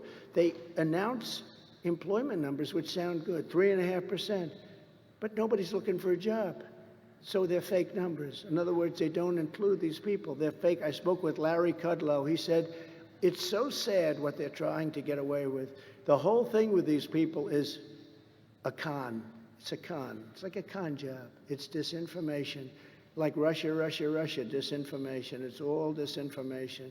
These are crooked people. These are very bad people, and they're very dangerous people. To bring tens of thousands more manufacturing jobs back to South Carolina, I will impose a border tariff on all foreign-made goods. So if they want to sell into our country, and if they want to take our jobs by doing that, we're going to have a tax that's going to be a privilege tax. And this has happened before. You know, in the 1890s, we had a president who was extremely strong on exactly what I'm talking about right now. We had an unbelievably profitable country. We had a country that had so much money, they actually had a commission set up. How do we spend our wealth? They had so much money coming in. I don't know if you know this, Lindsey, it's an incredible part of our country. That's when we built the dams and the this and that, we built everything. And that was an amazing age. What happened is we had commissions set up how to spend our wealth. We had so much wealth because we charged people for the privilege of selling into our country. They want to sell into our country. You have to pay to do that. It'll also pass what's called the Trump Reciprocal Trade Act. And I don't want to get Lindsey Graham in trouble, but he told me that this is not like he's sitting there saying, oh, please don't say. He doesn't know what I'm going to say. But I don't want to get him in trouble. But I thought it was really sort of incredible. I said, Lindsey, I want to pass a reciprocal trade act because we have countries that in order to do business in those countries, we have a 200% tariff, a 250%, 100%, a 50%, massive numbers, so that our factories in South Carolina can't really sell it to these other countries because they have a tax. So what I want to do is called the Reciprocal Trade Act. If they charge us a tax, we charge them a tax. He said, well, you know, It's very interesting. So you're saying that, because again, this is not, he's got some incredible strengths, but this is not something that he considers to be his strength. He said to me, so you're saying that if they charge us 100%, we charge them 100%? I said, that's right, Lindsey. He said, you got my vote, 100%. And he did. We had his vote. But we had other senators that were very stupid. I said to one who's no longer with us, happens to come from the state of Pennsylvania. I won't mention his name. But I'd say to him, Senator, let me ask you, China's charges us like 175% tariff on certain products. We charge nothing to them. They just dump it in this country. Do you think we could charge them 100% tariff? No, sir, that wouldn't be free trade. I said, oh, what about 75%? No. They're at 175%. We're at 75. What about 50%? What about 10%? No, sir, you can't do it. I said, he's either the dumbest son of a bitch I've ever seen, or there's something going on. There's something going on. We're going to do a reciprocal trade act because the entire world rips off the United States of America. And by the way, one of two things, and Lindsey understands this, he understood it very quickly, and he did, I swear. Do you remember that conversation? He said, so you mean that's what they do? They do that, and we do this? It sounds good to me. You got my vote, right? But we don't have other people's votes, and you often wonder why, because it doesn't get any simpler. We're talking about solving this massive deficit problem, and one of two things would happen. Either they'd stop charging the tax, and then we would stop, or we'll take a hell of a lot of money into our coffers. So it's very simple. I don't know if you know, you've been watching Live Golf, and a lot of the golfers, I'm friends with a lot of the golfers, and I got a lot of credit for this, actually, which is unusual for the press. They'd call me, they'd say, sir, I was offered $185 million to leave the tour and go with Live. I said, take the money. But sir, what about my legacy? I said, don't worry about your legacy, take the money. Your legacy's going to be just fine. You'll be known as a very smart person. And this particular person took the money, and others took the money, a lot of them took the money. And then they announced a merger. And many of them didn't take the money. And I said, take the money, because there's only three things that can happen. Live would fail, Live would succeed, or Live would merge. And in any event, it's all cash. It's not paid like, we'll give you your money back over the next 250 years. It's a cash, it's a check.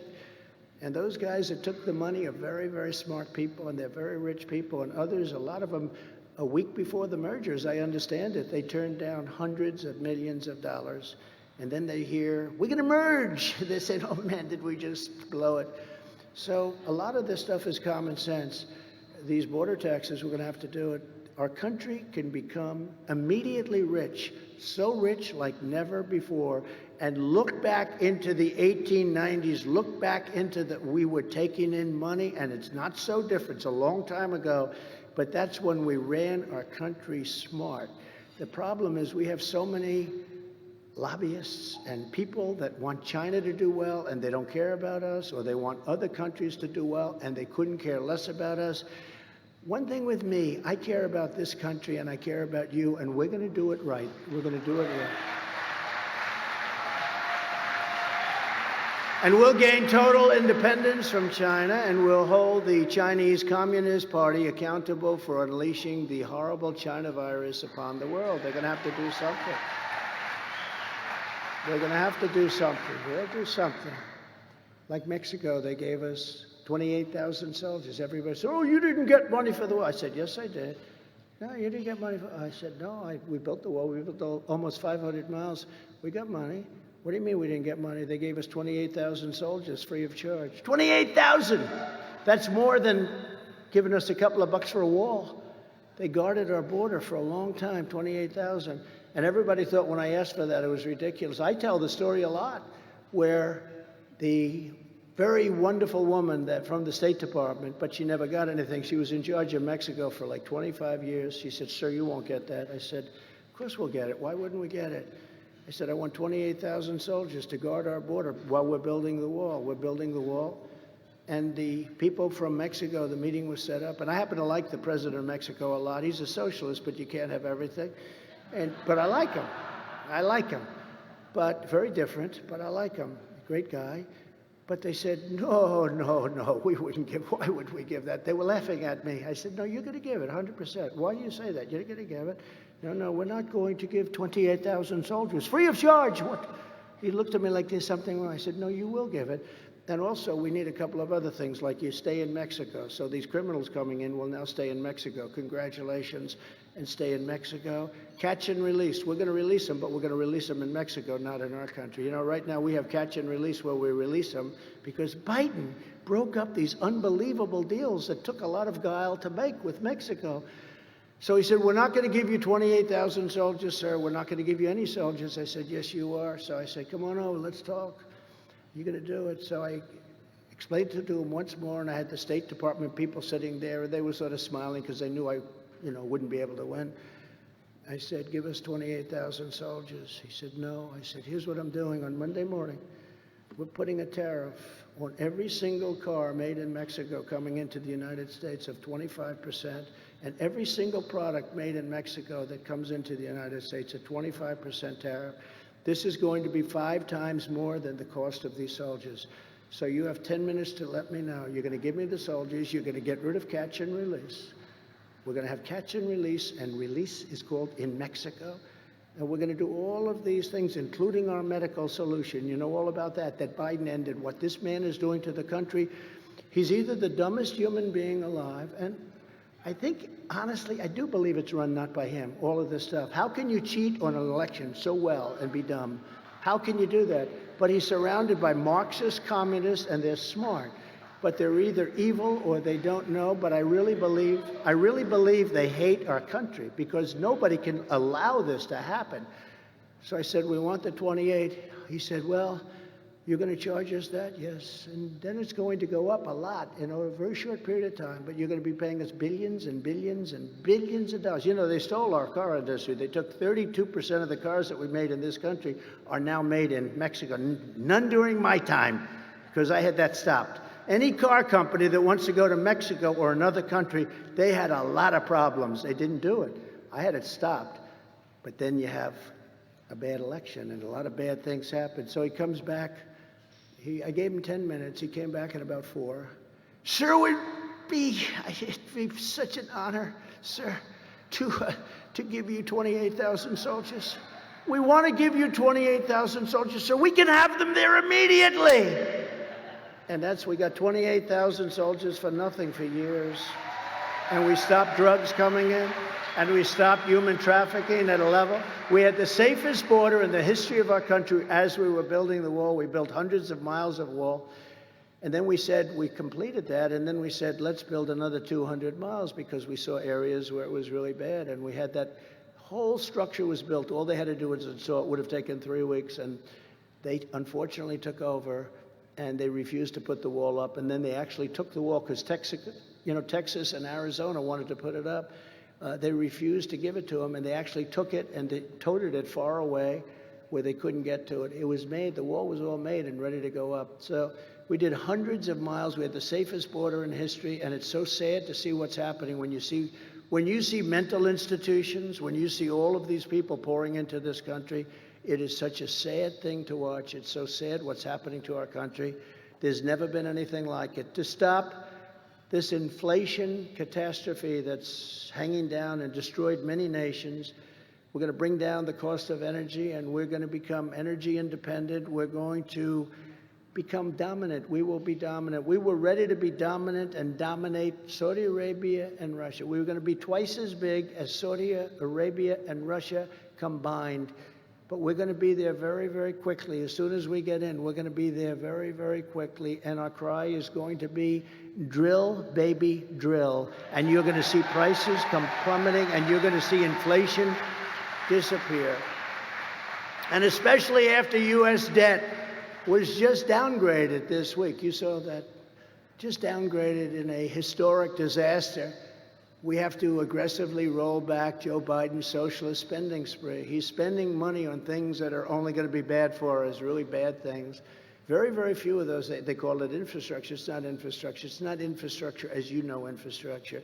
What they're doing is so bad. If we simply returned to the amount of government spending that we had under my leadership in 2018, we would right now have a balanced budget. Did anybody know that? You know, if we went back just a few years, we would have a balanced budget. And we were getting ready to have a balanced budget, and then we got hit with a thing called the China virus.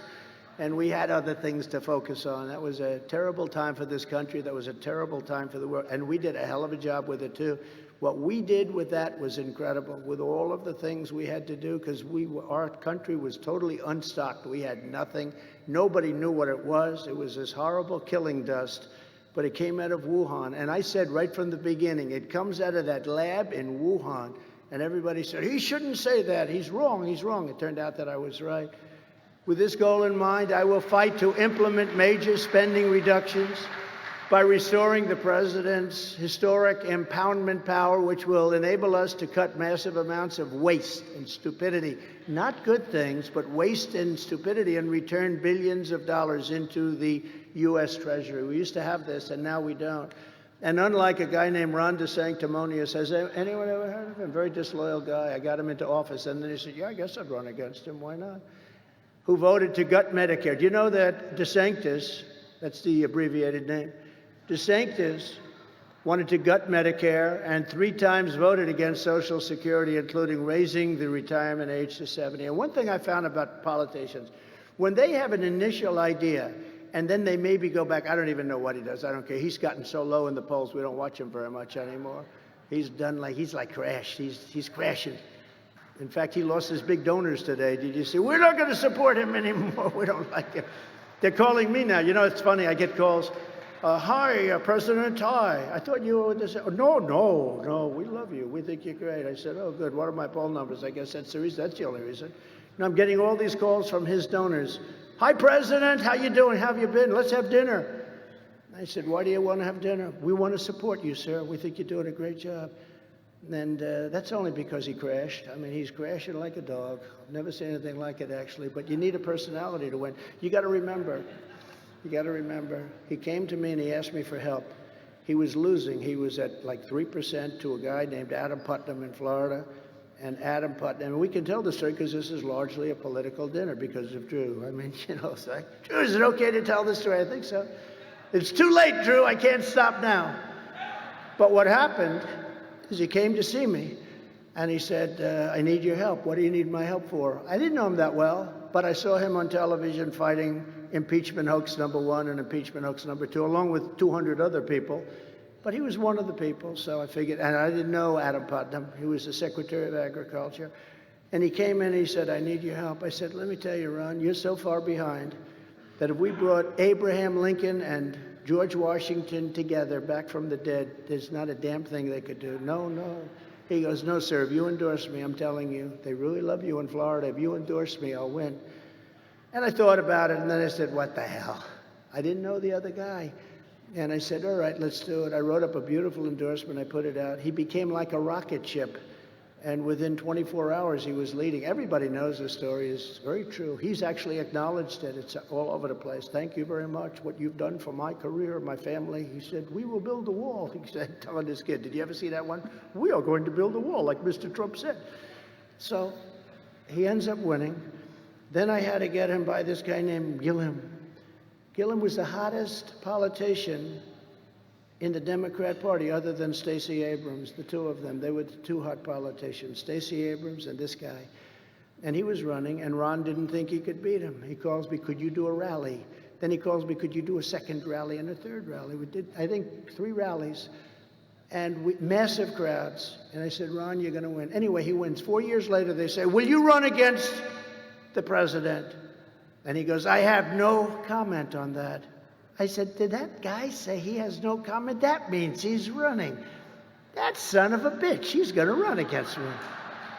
So that's a little political story, and I started hitting him very hard, very early. I hit him so hard, I don't think he knows what the hell happened, actually. He's still trying to figure out.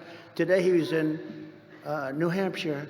He's campaigning. He had a big thing. They were advertising it for 2 weeks. 7 people showed up, 7 people.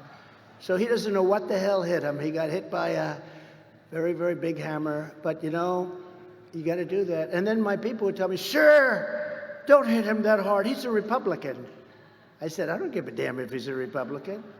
So it's one of those things. But he's dying A pretty quick death. He should stop. You know, he could have had 28. I think he could have probably been in pretty good shape, although, you know, you still have to campaign. It's not easy. This is not an easy business. People come out, they think they're going to have 28. But then they got to run against guys like Lindsey Graham and McMaster and some of the people. It's not easy. But he was in good shape to do, but I think I don't think he's going to be electable anywhere, and that's okay with me. But I will always protect, unlike the sanctimonious, I will always protect Medicare, and I will always protect Social Security. But remember, when they go against Social Security, and then they say, oh, I love Social Security, they always end up going back to those things and doing what their original instinct is. I've seen it over the years, hundreds and hundreds of times. We need people with courage, not a former South Carolina governor who's afraid to show up at this beautiful event. You got to show up at these events, Nikki. Oh, did I say that?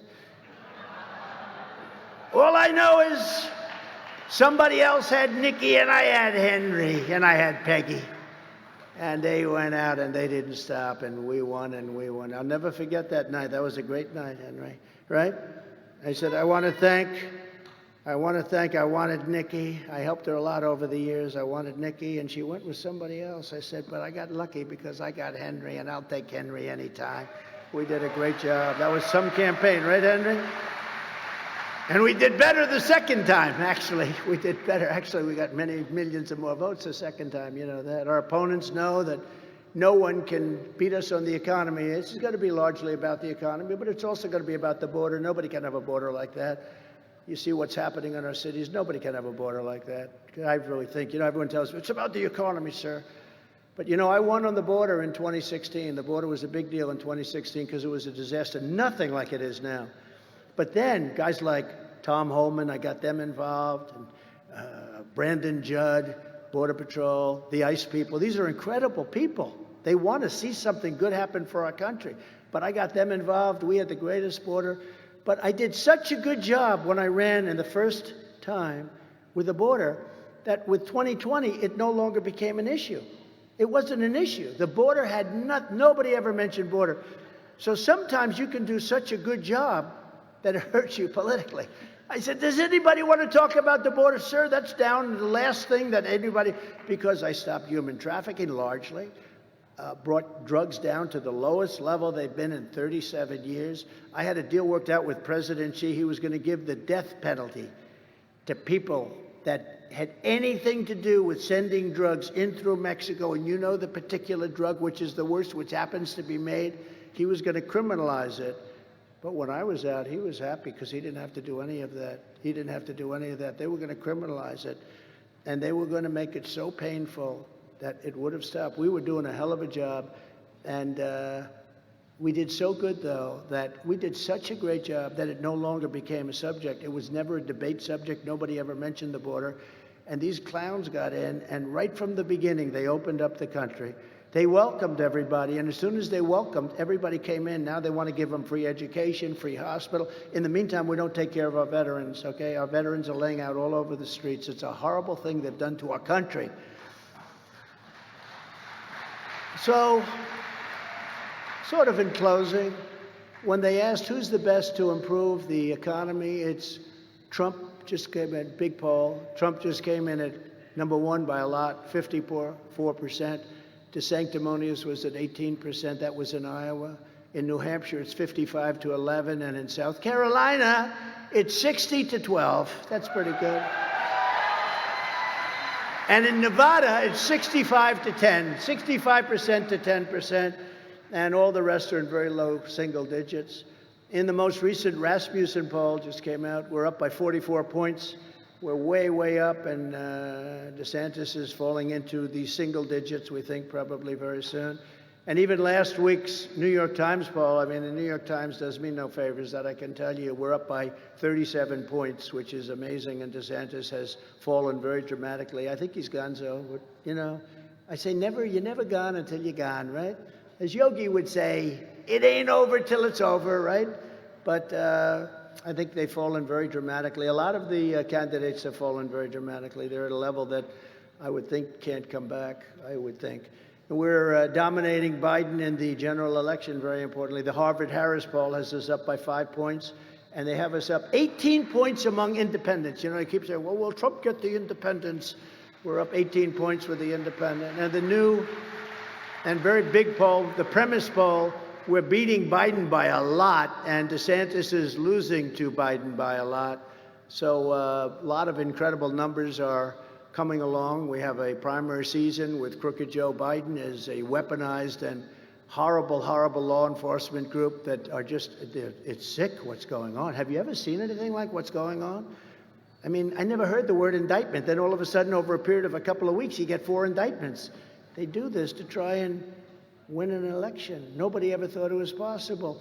It's done in third world countries. It's not done in this country. And as Henry said, those indictments aren't worth the paper they're written on.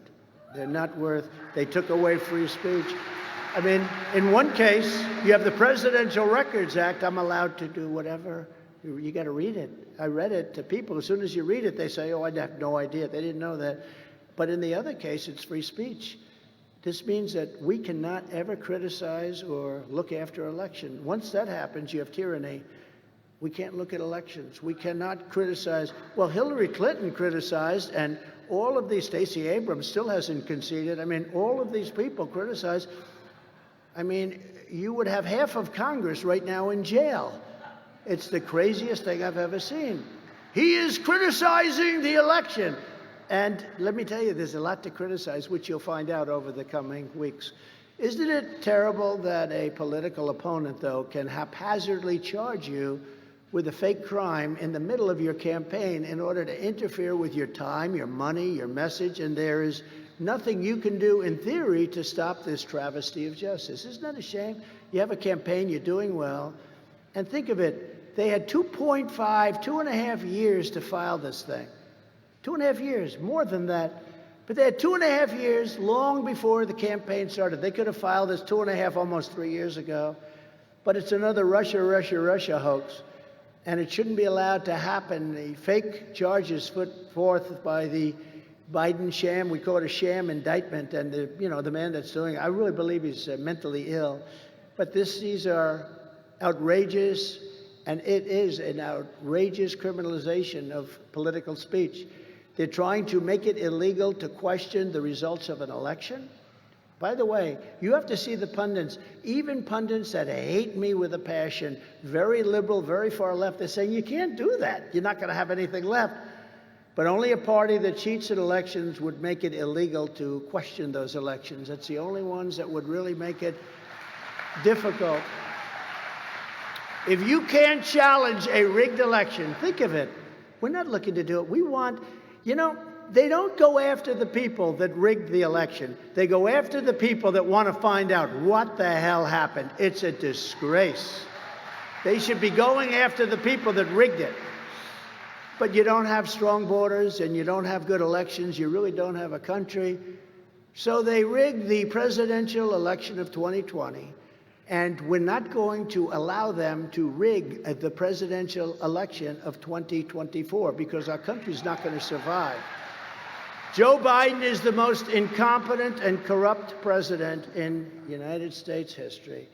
The Biden crime family was taking in money from China, Ukraine, Russia, and many, many other countries. And now, whenever more Biden corruption is exposed, his henchmen charge me with crimes. Every time we are going to have a meeting, they announce Jim Jordan, Jamie Comer, we're going to have a meeting tomorrow with Archer. We're going to have a meeting tomorrow.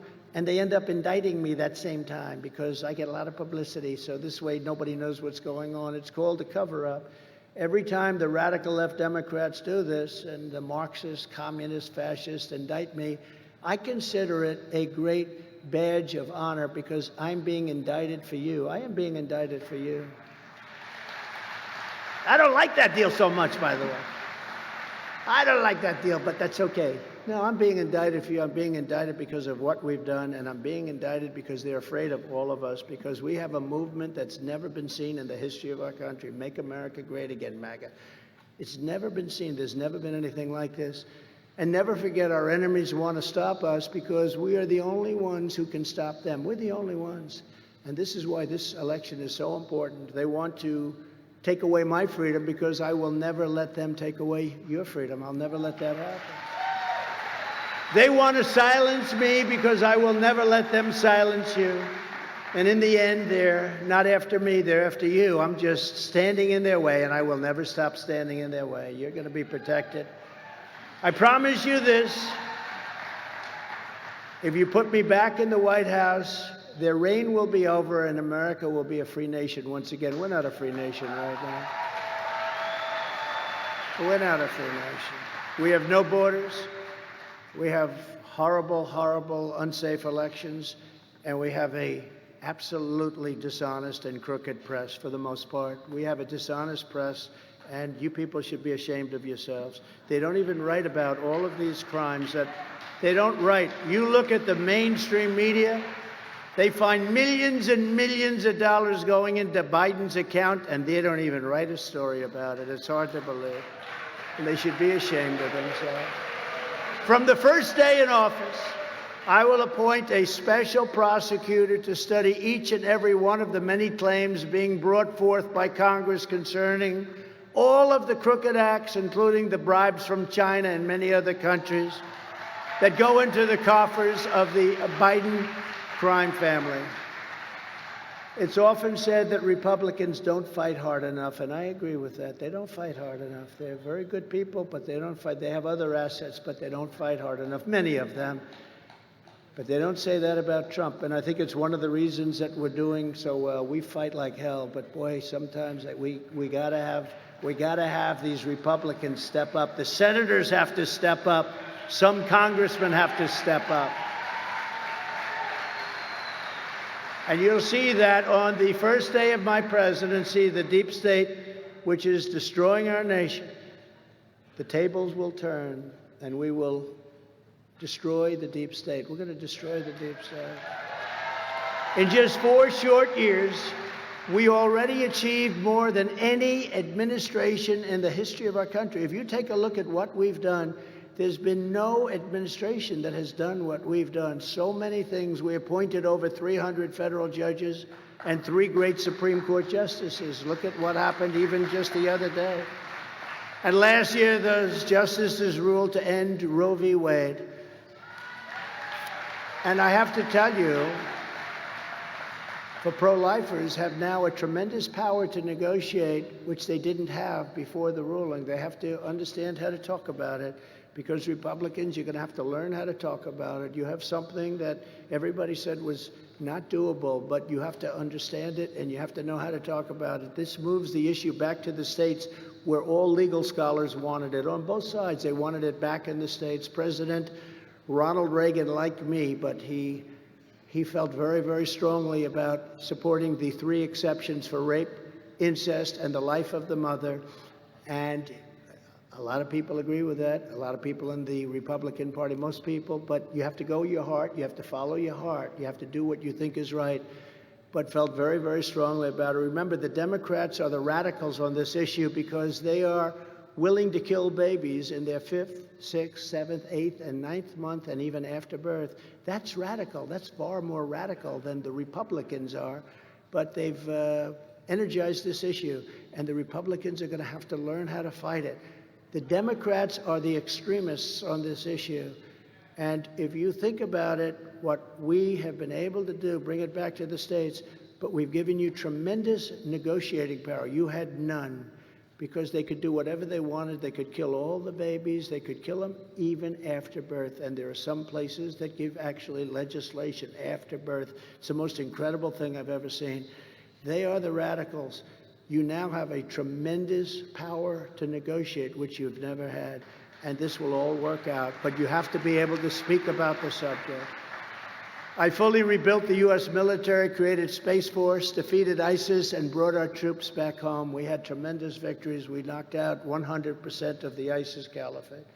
And I was the first president in decades who didn't start a war. We didn't start a war. We actually completed a lot of wars.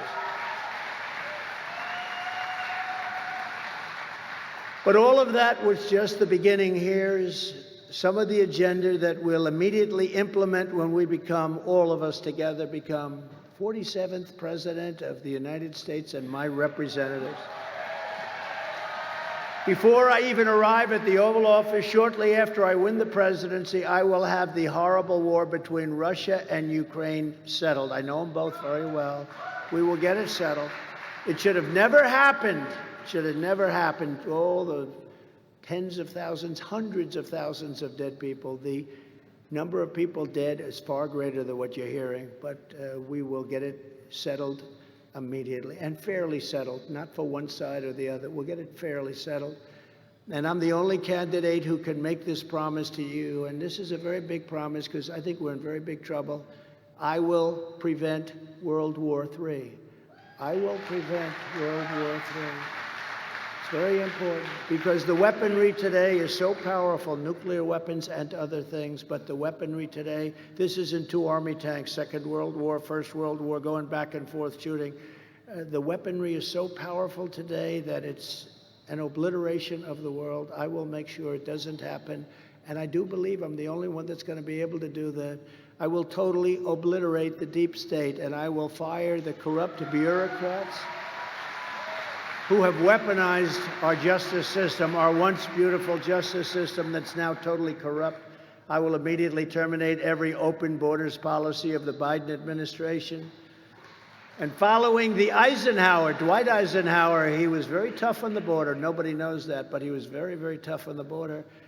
But following that model, the Eisenhower model, we will use all necessary state, local, federal, and military resources to carry out the largest domestic deportation operation in American history.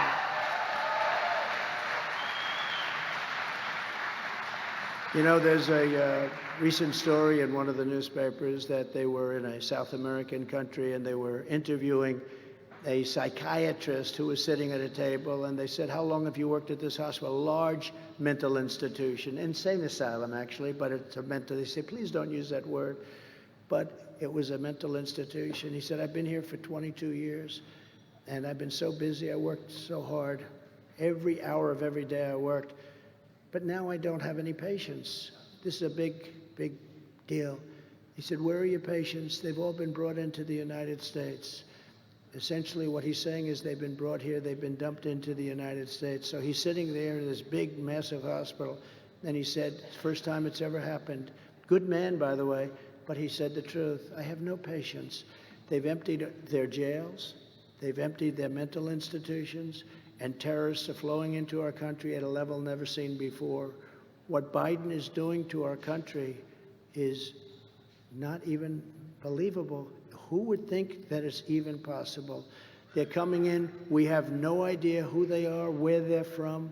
Last week we had 147 different countries represented, people coming in from 100. Most people don't even know that you have that many countries, and you actually have more. But 147 countries were represented last week alone coming into our country. We have no idea who these people are, where they come from. Most people never even heard of the names of the countries. What's happening at our border, what's happening in our country, what's happening with inflation and the stupid energy policies which started inflation, it's not even believable. I will use Title 42 to end the child trafficking crisis by returning all trafficked children to their families in their home countries, and I'll do it immediately.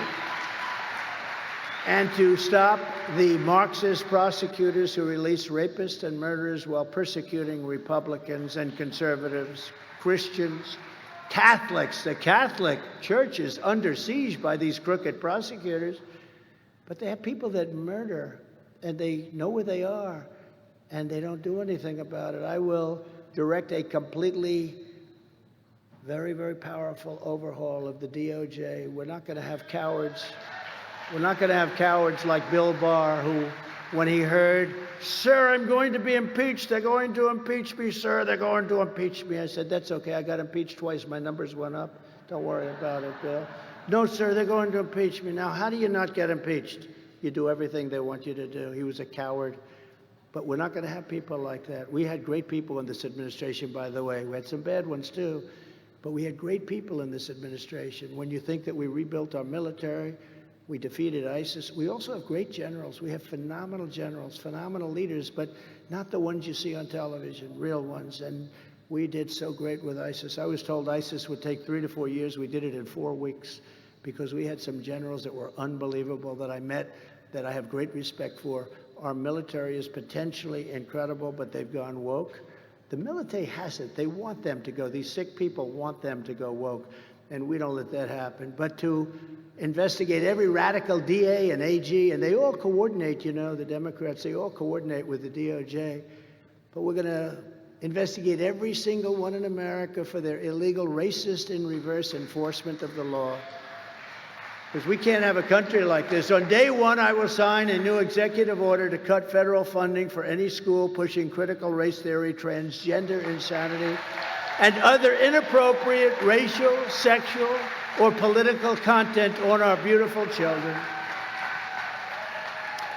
And as you know, you've heard me say it many times, I will keep men out of women's sports. How ridiculous is that? How ridiculous is that? And I will sign a law prohibiting child sexual mutilation in all 50 states. Think of how ridiculous that is. Think of how. Supposing it's 10 or 15 years ago, I'm going to stop child sexual mutilation. Does anybody have to even say that? Can you imagine? But today you have to say it because that's what they do. They mutilate. These people are sick. They mutilate without parents' permission. What they do to our children, they're destroying so much. I will also restore the Trump ban on transgender in the military. I had a ban on transgender in the military, which was very good, very good. And they ended it like in the first couple of weeks of this failed administration. But just as I did 4 years ago, I will fully uphold the Second Amendment. I will hold, you have your rights, you have your rights. You know, they want to defund the police and they also want to take away your guns. No, you can't do that, especially where we are right now as a nation. You can't do that. I will secure all of our elections. We will have secure elections, and our goal will be one-day voting with paper ballots and voter ID. Very simple. You know, France did it. France had mail-in ballots, and they were a disaster, and they went to paper ballots and voter ID, and it was one-day voting, and they had 36 million votes, and they had a winner and a loser. Everyone went home, and now they're focused on their next election in 2 years. But until then, Republicans have to win. We have to win in 2024. We have to be able to do all these things we want to do with so much. We did so much, and we can do so much more. We want to make this even a better administration. We had judges, all of the things we did. I mean, all of the things we did, even medically, right to try. For 58 years, they've been trying to get right to try. That's taking our advanced medicines, and if somebody's terminally ill, using that medicine to make a person better. But they couldn't get the approval. So people would either go home and die, they had no money, or if they did have money, they go to Europe, they go to Asia. But we have the greatest labs in the world, and I got it approved, and it wasn't easy. And we got it approved through Congress, by the way. We got it approved, and we're saving tens of thousands of lives. It's an incredible thing where they're able to, you know, the doctors didn't want it because of the risk. The country didn't want it because they didn't want to be sued. The insurance companies didn't want it. The labs didn't. Nobody wanted it except me. And I got it done. And I had everybody sign a piece of paper. You're not going to sue the country. You're not going to sue the labs. You're not going to sue the insurance company. They're terminally ill people. And many of those terminally ill people are now living and very happily. It's an incredible success. Nobody talks about it, but I'm very proud of it. Right to try. And I hope nobody in this room needs it, okay? I hope nobody needs it, but it's an incredible thing we did, and we can use these space age, these incredible things that are coming out that won't be approved by the FDA maybe for 5, 6, 7 years. I got it from 12 years down to 5 or 6, and we can do even better. But it takes a long time to get it approved for a lot of good reasons. It takes a long time. We cut it in half. But you know what? A lot of people are right now living, and many people are living perfect lives because of what they've been able to do and because of a thing called right to try. So this is just a few of the things we're going to do to restore our country to greatness. The United States is a mess. Our economy is crashing. Inflation is totally out of control. China, Russia, Iran, North Korea have formed together as a menacing and very destructive coalition. Our currency is crashing, and we will soon no longer be the world standard if we keep going at the level we're going, which will be the single greatest defeat in over 200 years we lose our currency and if we lose our standard, it won't happen with me. I won't let it happen. It won't even come close. It's not even a chance. Just like Russia would have never invaded Ukraine and China would never have even thought about raiding Taiwan, and we would have had a much different outcome in Afghanistan. You know, I got the troops down to a very low number. We were going to keep Bagram, by the way. Keeping the big Air Force base was so important, and you're right. We gave up Bagram. They left one night. The lights were on. They left the dogs, by the way. Everyone said, did they take the dogs? No, they left the dogs. But we were going to keep Bagram, and that's where the people should have left from, Bagram, not where they left from. But think of that. That was, in my opinion, the greatest embarrassment in the history of our country. We've never had an embarrassment like Afghanistan. And I went 18 months without one American soldier being killed, 18 months. I spoke to Abdul, the head of the Taliban, still the head. He's now running the whole operation, but he was the head guy. And the media got angry. They said, why is he speaking to him? It's like Jesse James. Why do you rob the banks? I robbed the banks because that's where the money is. Well, I spoke to Abdul because that's where the danger was. He was the head of the Taliban. And I was very tough. I said, look, you do this, you're going to have bad things are going to happen. Bad things. And he said, but why do you send me a picture of your house, of his house, and why? And but I said, bad things are going to happen if you do this. And anyway, it was a good conversation. We didn't lose one soldier, not one, not even shot at, for a period of 18 months.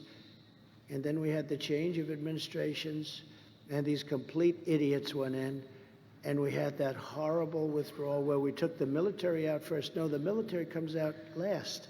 They left $85 billion worth of the best equipment anywhere in the world that I bought because I rebuilt the military.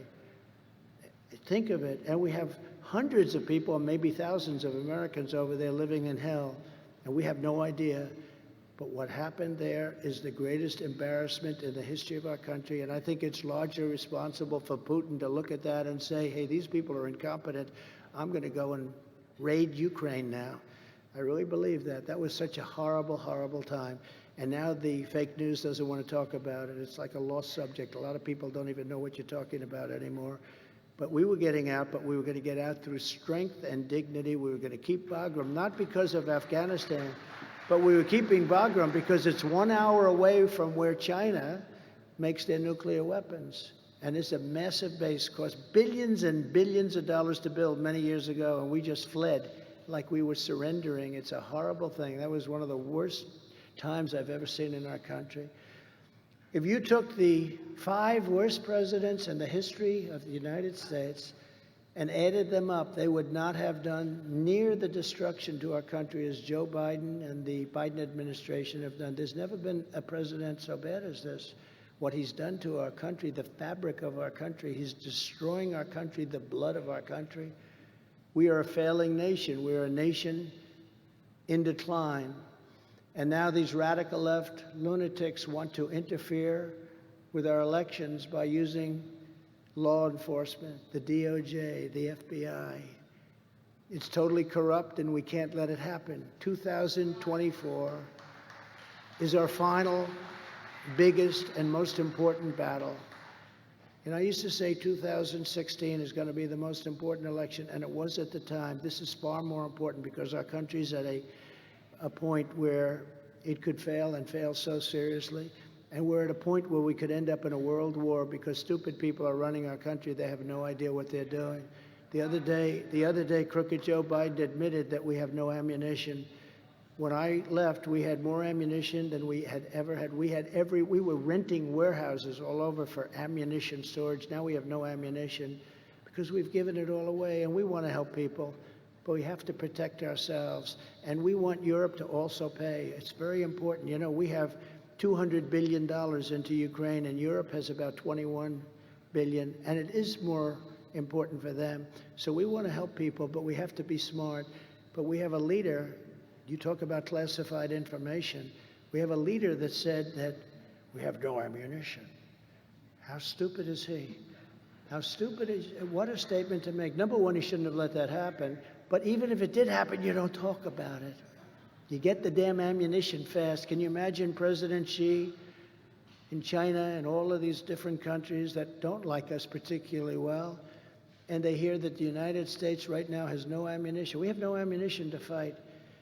With you at my side, we will demolish the deep state. We will expel the warmongers from our government. We will drive out the globalists. We will cast out the communists, Marxists, and we will cast out the fascists. And we have plenty of them in our country. We will throw off the sick political class that hates our country.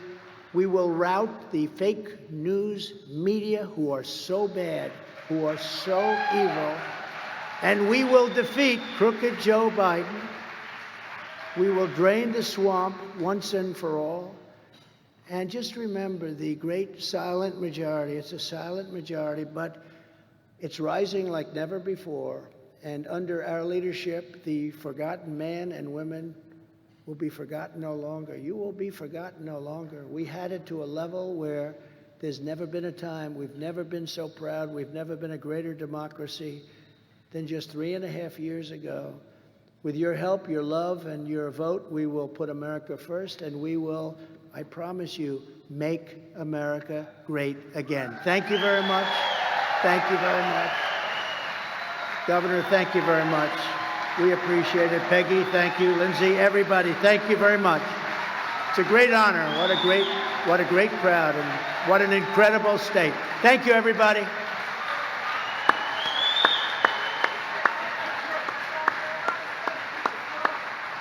Thank you very much. Thank you. Thank you, everybody. Thank you, Lindsey. Thank you.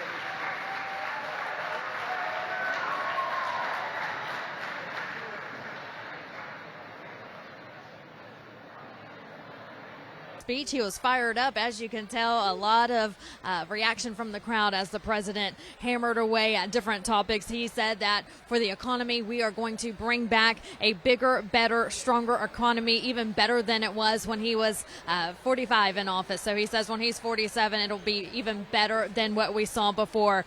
He says that Biden wants to enrich his family, and President Trump says that he wants to enrich your family. Obviously referring to the Biden crime family taking money from foreign countries. He says that he is going up against Ron DeSantis, who is failing in the polls. As you heard, he spent quite some time attacking Governor DeSantis, who is losing by large margins in the polls. The president saying that actually some of DeSantis's original supporters are moving to the Trump camp. So we'll see what happens there. He says when it comes to the recent indictments this week against the 2020 elections, he says the people that are trying to make it illegal to question an election, only a party that cheats the election do this. He says they need to go after the people who rigged 2020, and we're not going to let that happen in 2024. He says the deep state is trying to make it illegal to question an election, and that is not freedom at all, saying that we are losing our country, but he's going to make sure, promising America, he will not let that happen as we head into 2024. One more time, we want to thank our sponsors tonight. Birch Gold. Text the word Trump to 989898 for a free information kit on how you can save money during these troubling times. Get yourself a Trump tumbler. You can do that at TrumpTumbler.com. It's just $10 with a small shipping and handling fee. And of course, from right here in the great state of South Carolina, SoCar Chemical, a family-run business. Cleaning solutions for your home and your business. Get the RSBN bundle for just $99 and save 47% because it's originally around $190. So you can go ahead and go to SoCarChemical.com and get yours today. RSBN is your campaign headquarters as we head into 2024. We want to thank all of America for staying with us, and we look forward to seeing you in the coming weeks. It's going to be a great month in August, and President Trump, as you saw, he's fired up. The more they attack him, the more he's ready to attack and fight back. Follow RSBN at rsbnetwork.com. Sign up for our newsletter, the RSBN app, Truth Social, and, of course, across all other social platforms as well. I'm there also on Truth Social at Vanessa Broussard, on Instagram, Vanessa Broussard News. That'll do it for us here in Columbia, South Carolina. Have a wonderful night, America.